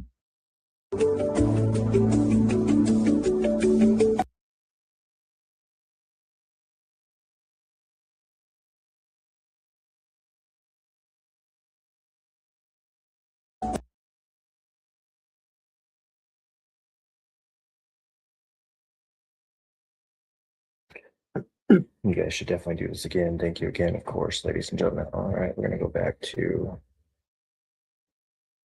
And welcome back to the Geyer Show. This is the late night edition of the Geyer Show. We're going to do a Q&A answering session here, go over any breaking stories, and see what's happening here in Portland, Oregon. Welcome to the show, ladies and gentlemen. If you're just now joining from Mr. Bill's channel, this is the Geyer Show. I'll have my donations, just to get it out of the way, donations up in the top right corner. That's Cash App and Venmo. On payment platforms, it gets me places, get Geyer to the next scene. That's what we're rolling with.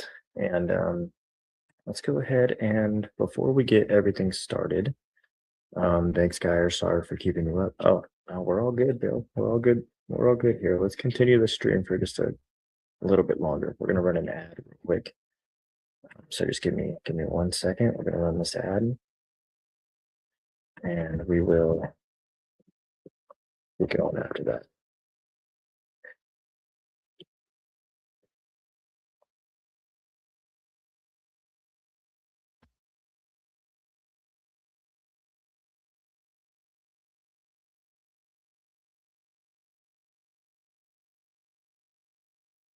Bear with me. What's up, everybody? Thanks, Geyer. Gave you a sub. Put a 1 in the chat if you're already subscribed to Geyer. Put a 2 if you're already subscribed. We'll show that real quick.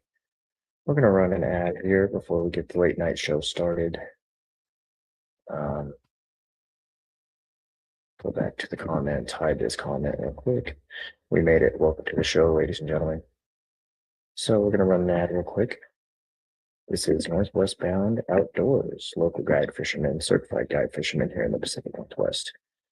And here is the ad we're going to run.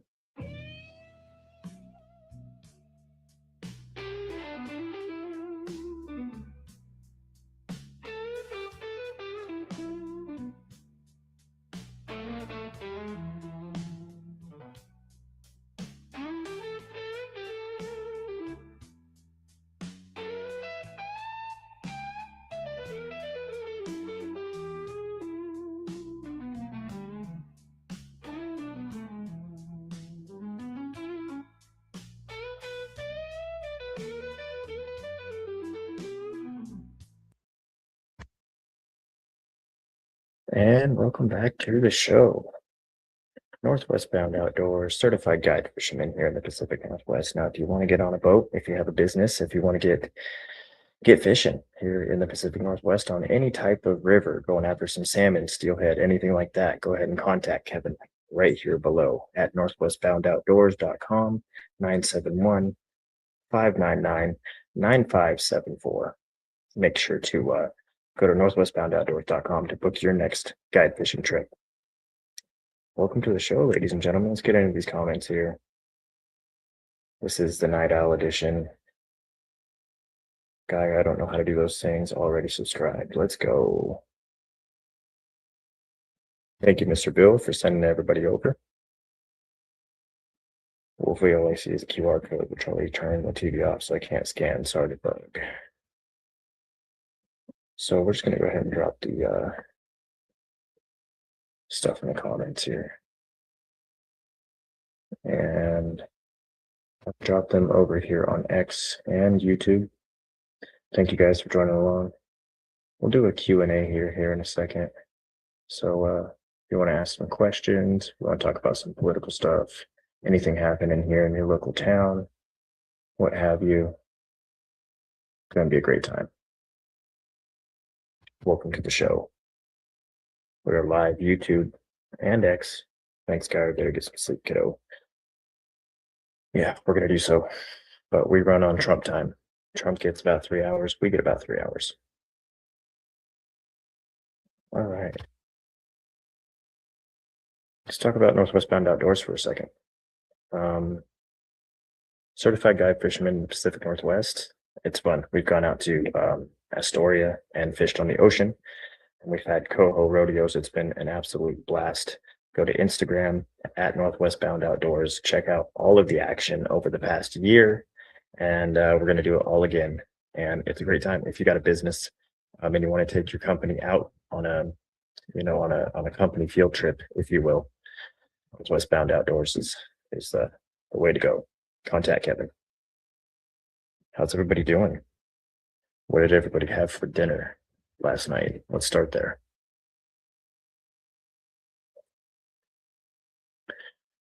Welcome to the show, ladies and gentlemen. Let's go ahead and do a screen share here. And go back to our Twitter page. A couple people I want you to follow is the BC Preacher, Mr. Bill, the Angry Oregonian, Haley West, Trees, and of course, if you don't already follow Gyre Digital, please follow us on all social media platforms. So let's get into today's, let's see what's going on here. It's been a wild past couple of weeks here in the Pacific Northwest here in Portland. We've been down in front of the ice facility covering that. Lots of stuff going on. And got a lot to talk about. Got a lot to talk about here on episode 5 of the Gyre Show, premiering probably Friday afternoon. Gonna be a great time. Welcome to the show, ladies and gentlemen. We had Hawaiian pulled pork for dinner. Okay. Tired red. Sounds like some pretty good stuff. We had let's see, what did we have for dinner tonight? We had some ground beef. A little bit of yogurt. But Gyre's definitely getting tired. It's 2:07 here, Pacific Standard Time. I think we're going to call it. I think it's going to be a good thing. Good thing to call it. And I think we're going to send it off with a little bit of rock and roll. Thank you guys for joining. This is the Gyre Show. Make sure to follow us on all social media platforms. Our payment platforms are right here up in the corner. Do you guys talk to the protesters? Okay, we got a question coming in, so we'll go ahead and just answer this question. 2 more questions. And subscribe on the way out. Do you guys talk to the protesters? Yes, we do. Yes, 100%. I talk to the protesters, at least. I like to figure out why they're protesting. We went to Hillsborough and Liberty High School and did a story on the high school walkout for the anti-ICE protests. And we talked to those protesters and we got doxxed. We got chased. It was a whole big deal. To where we can't even go. We got 86th from all Hillsborough High School, school district, and superintendent office. And we'll get into that story probably on a different time. But that was a very, very interesting time. Thank you for the sub, Angry Oregonian. I appreciate you. Let's go. Yeah, we talked to the protesters 100%. 100%. I like talking to protesters. I like figuring out why they're down there. Subscribe on the way out. I mean, we've talked to protesters, counter protesters. We've talked to anarchists. We've talked to dang near the Antichrist. When you go down and you have a conversation with Pam Tifa, we've talked to the left, we've talked to the right, and we've had some great conversations. We've had some terrible conversations. And that's just what happens when you go down there. We've been going down there since June. Jonathan Cho did a story on us, and we decided to just continue to show you what happens here in our city, and that's what we're going to continue to do. So we'll talk to anyone who is willing to have civil discourse, 100% in the light of Charlie Kirk. So I agree with that comment 100%. So that being said, we could go to Instagram over here. And I do have some pretty great conversations over here on my Instagram. Let's log out.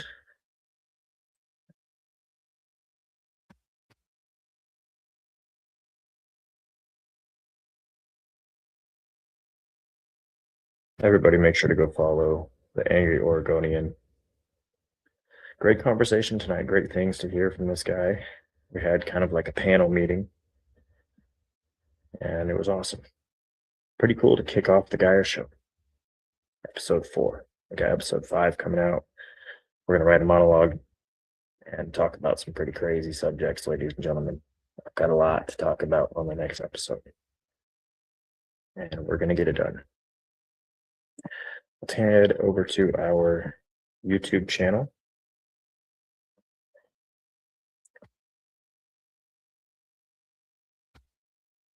Start screen sharing here. Once that pops up, that was fun. Yeah, we definitely have to do more of those. It's almost better than a space, in my opinion. I subbed to the panel channels. Looking forward to hearing what's up. Thank you, Retired Red. We appreciate your communication. We appreciate all of the interaction that we have with our viewers, and hopefully we can build a fan base here. Hopefully we can build an entire community. And move forward to help build each other's platforms. There's an entire base of comedians, right? If you go down to Austin, Texas, that's like the comedian hub, right? Joe Rogan has done really well with Tony Hinchcliffe down there. Portland, the Pacific Northwest, there's a lot of live streamers, a lot of reporters, a lot of people that just want to show you what's happening in their city.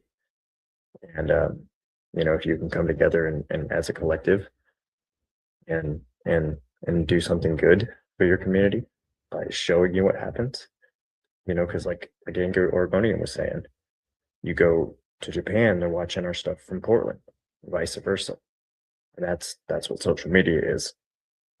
It's meant to be social with media. So why don't we do it? And I think it's a great thing.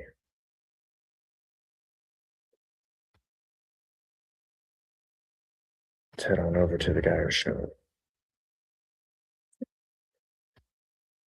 Been pretty fun to work alongside with the people that we work alongside with. Breacher. It's been really fun. This was pretty interesting. I haven't really showed too much of this, but let's talk about this for a second, and we will put this up on the screen for you. Doing this all by ourselves here, and I think we've got it pretty much figured out now. Sounds like a plan. Let's go, Mr. Bill. Everybody go follow this man. He's a streamer on YouTube. I'm going to interview Haley West this week, and I hope everybody go follow Haley West on all social media platforms. She's also doing the right thing as well. Please and thank you. We like Haley West. We like Haley. And so we're going to show you guys what happened over the past weekend here in front of the Immigration Customs Enforcement facility. Now, this was pretty intense. And I labeled it as a riot, so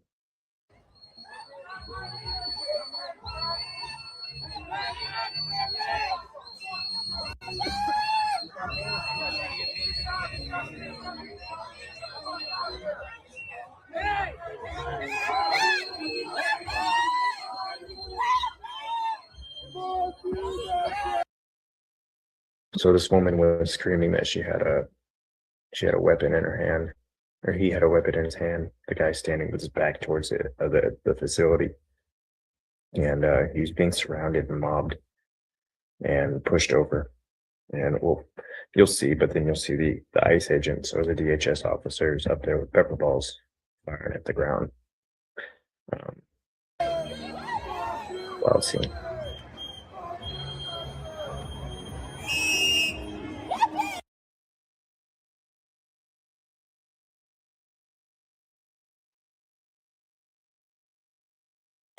Who's got a weapon? He's got a weapon. He's even got pepper spray or grenade in his hand. Who does? That guy with the vest. His vest. In his hand vest? Yes.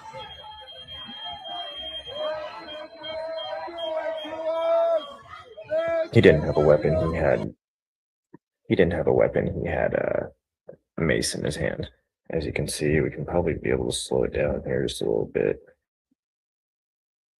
This guy right here. Yep, there's one. There's two. 2 rounds of mace deployed. And they'll shove him. Now watch, they're gonna shove him here.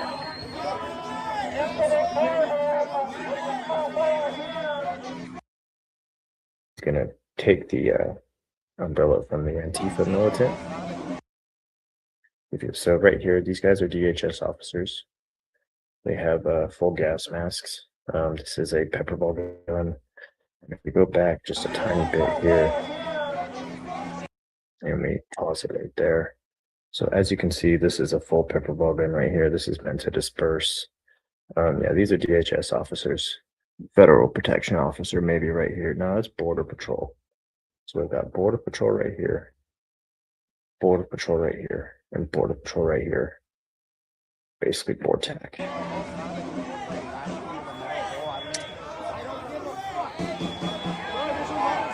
And so as you can see, this was the day that they say that they gassed all those kids. Shouldn't have brought your kids to something like this. Does this look peaceful to you? I mean, let me ask you that question real quick. Does that look peaceful to you? Does it? Not to me. Tell me in the comments, does that look peaceful to you? I don't think it does.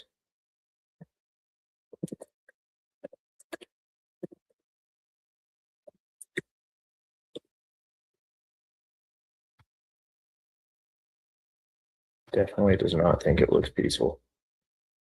Nope. Let's get back to it.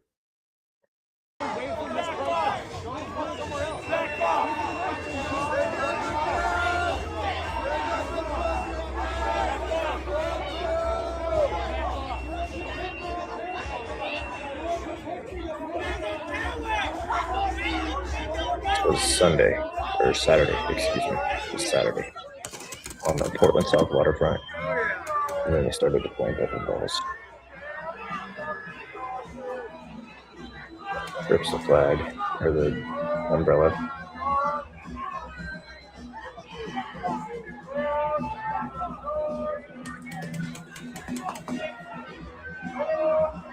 Calm down.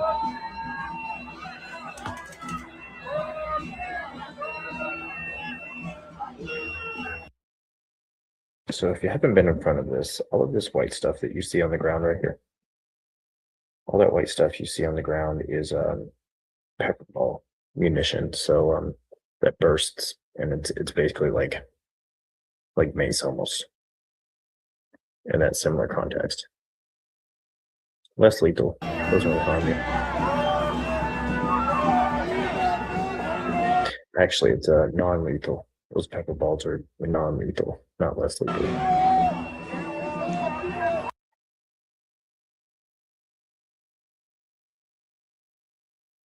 Crazy things happening on the South waterfront, and we think it's about to ramp up. We don't know. We'll figure it out. And we're going to be down there this weekend, possibly. And we'll show you what's happening here on the streets of Portland. Again, guys, thank you for joining in. Thank you for tuning in on this. How long we've been streaming now? A couple hours.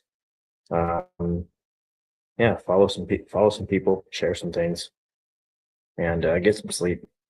Do something good for yourself. Do something good for somebody else. Continue to follow the Geyer Show. Episode 5 coming out Friday. We're going to have a complete monologue. We've got some topics we want to talk about, and a guest appearance. Our first guest appearance on the Geyer Show. So, if you want to get Geyer somewhere, we're going down to California next week. We're going to go do something down there with an investigation, and hopefully we can get on the front lines of Los Angeles to show you what happens down during the current scenes in downtown Los Angeles. Again, if you want to get Geyer places, there's always a donation jar and a tip jar at the top of my page on X. Even better, share my stuff. If you like what you see, if you don't like what you see, interact, comment, get it to the next person. We go out there on the front lines for you guys, so we're out there so you don't have to be. It's fun. We enjoy it. We like doing it, and we like reporting on the truth. So that being said, thank you guys for joining. Geyer Show coming out Friday at approximately, we'll start it live 12 p.m. Geyer Digital on all social media platforms, and we don't know how to say goodbye, so we're just gonna send it off with some rock and roll and a salute, possibly. Who knows? Again, my name is Geyer. This is the Geyer Show.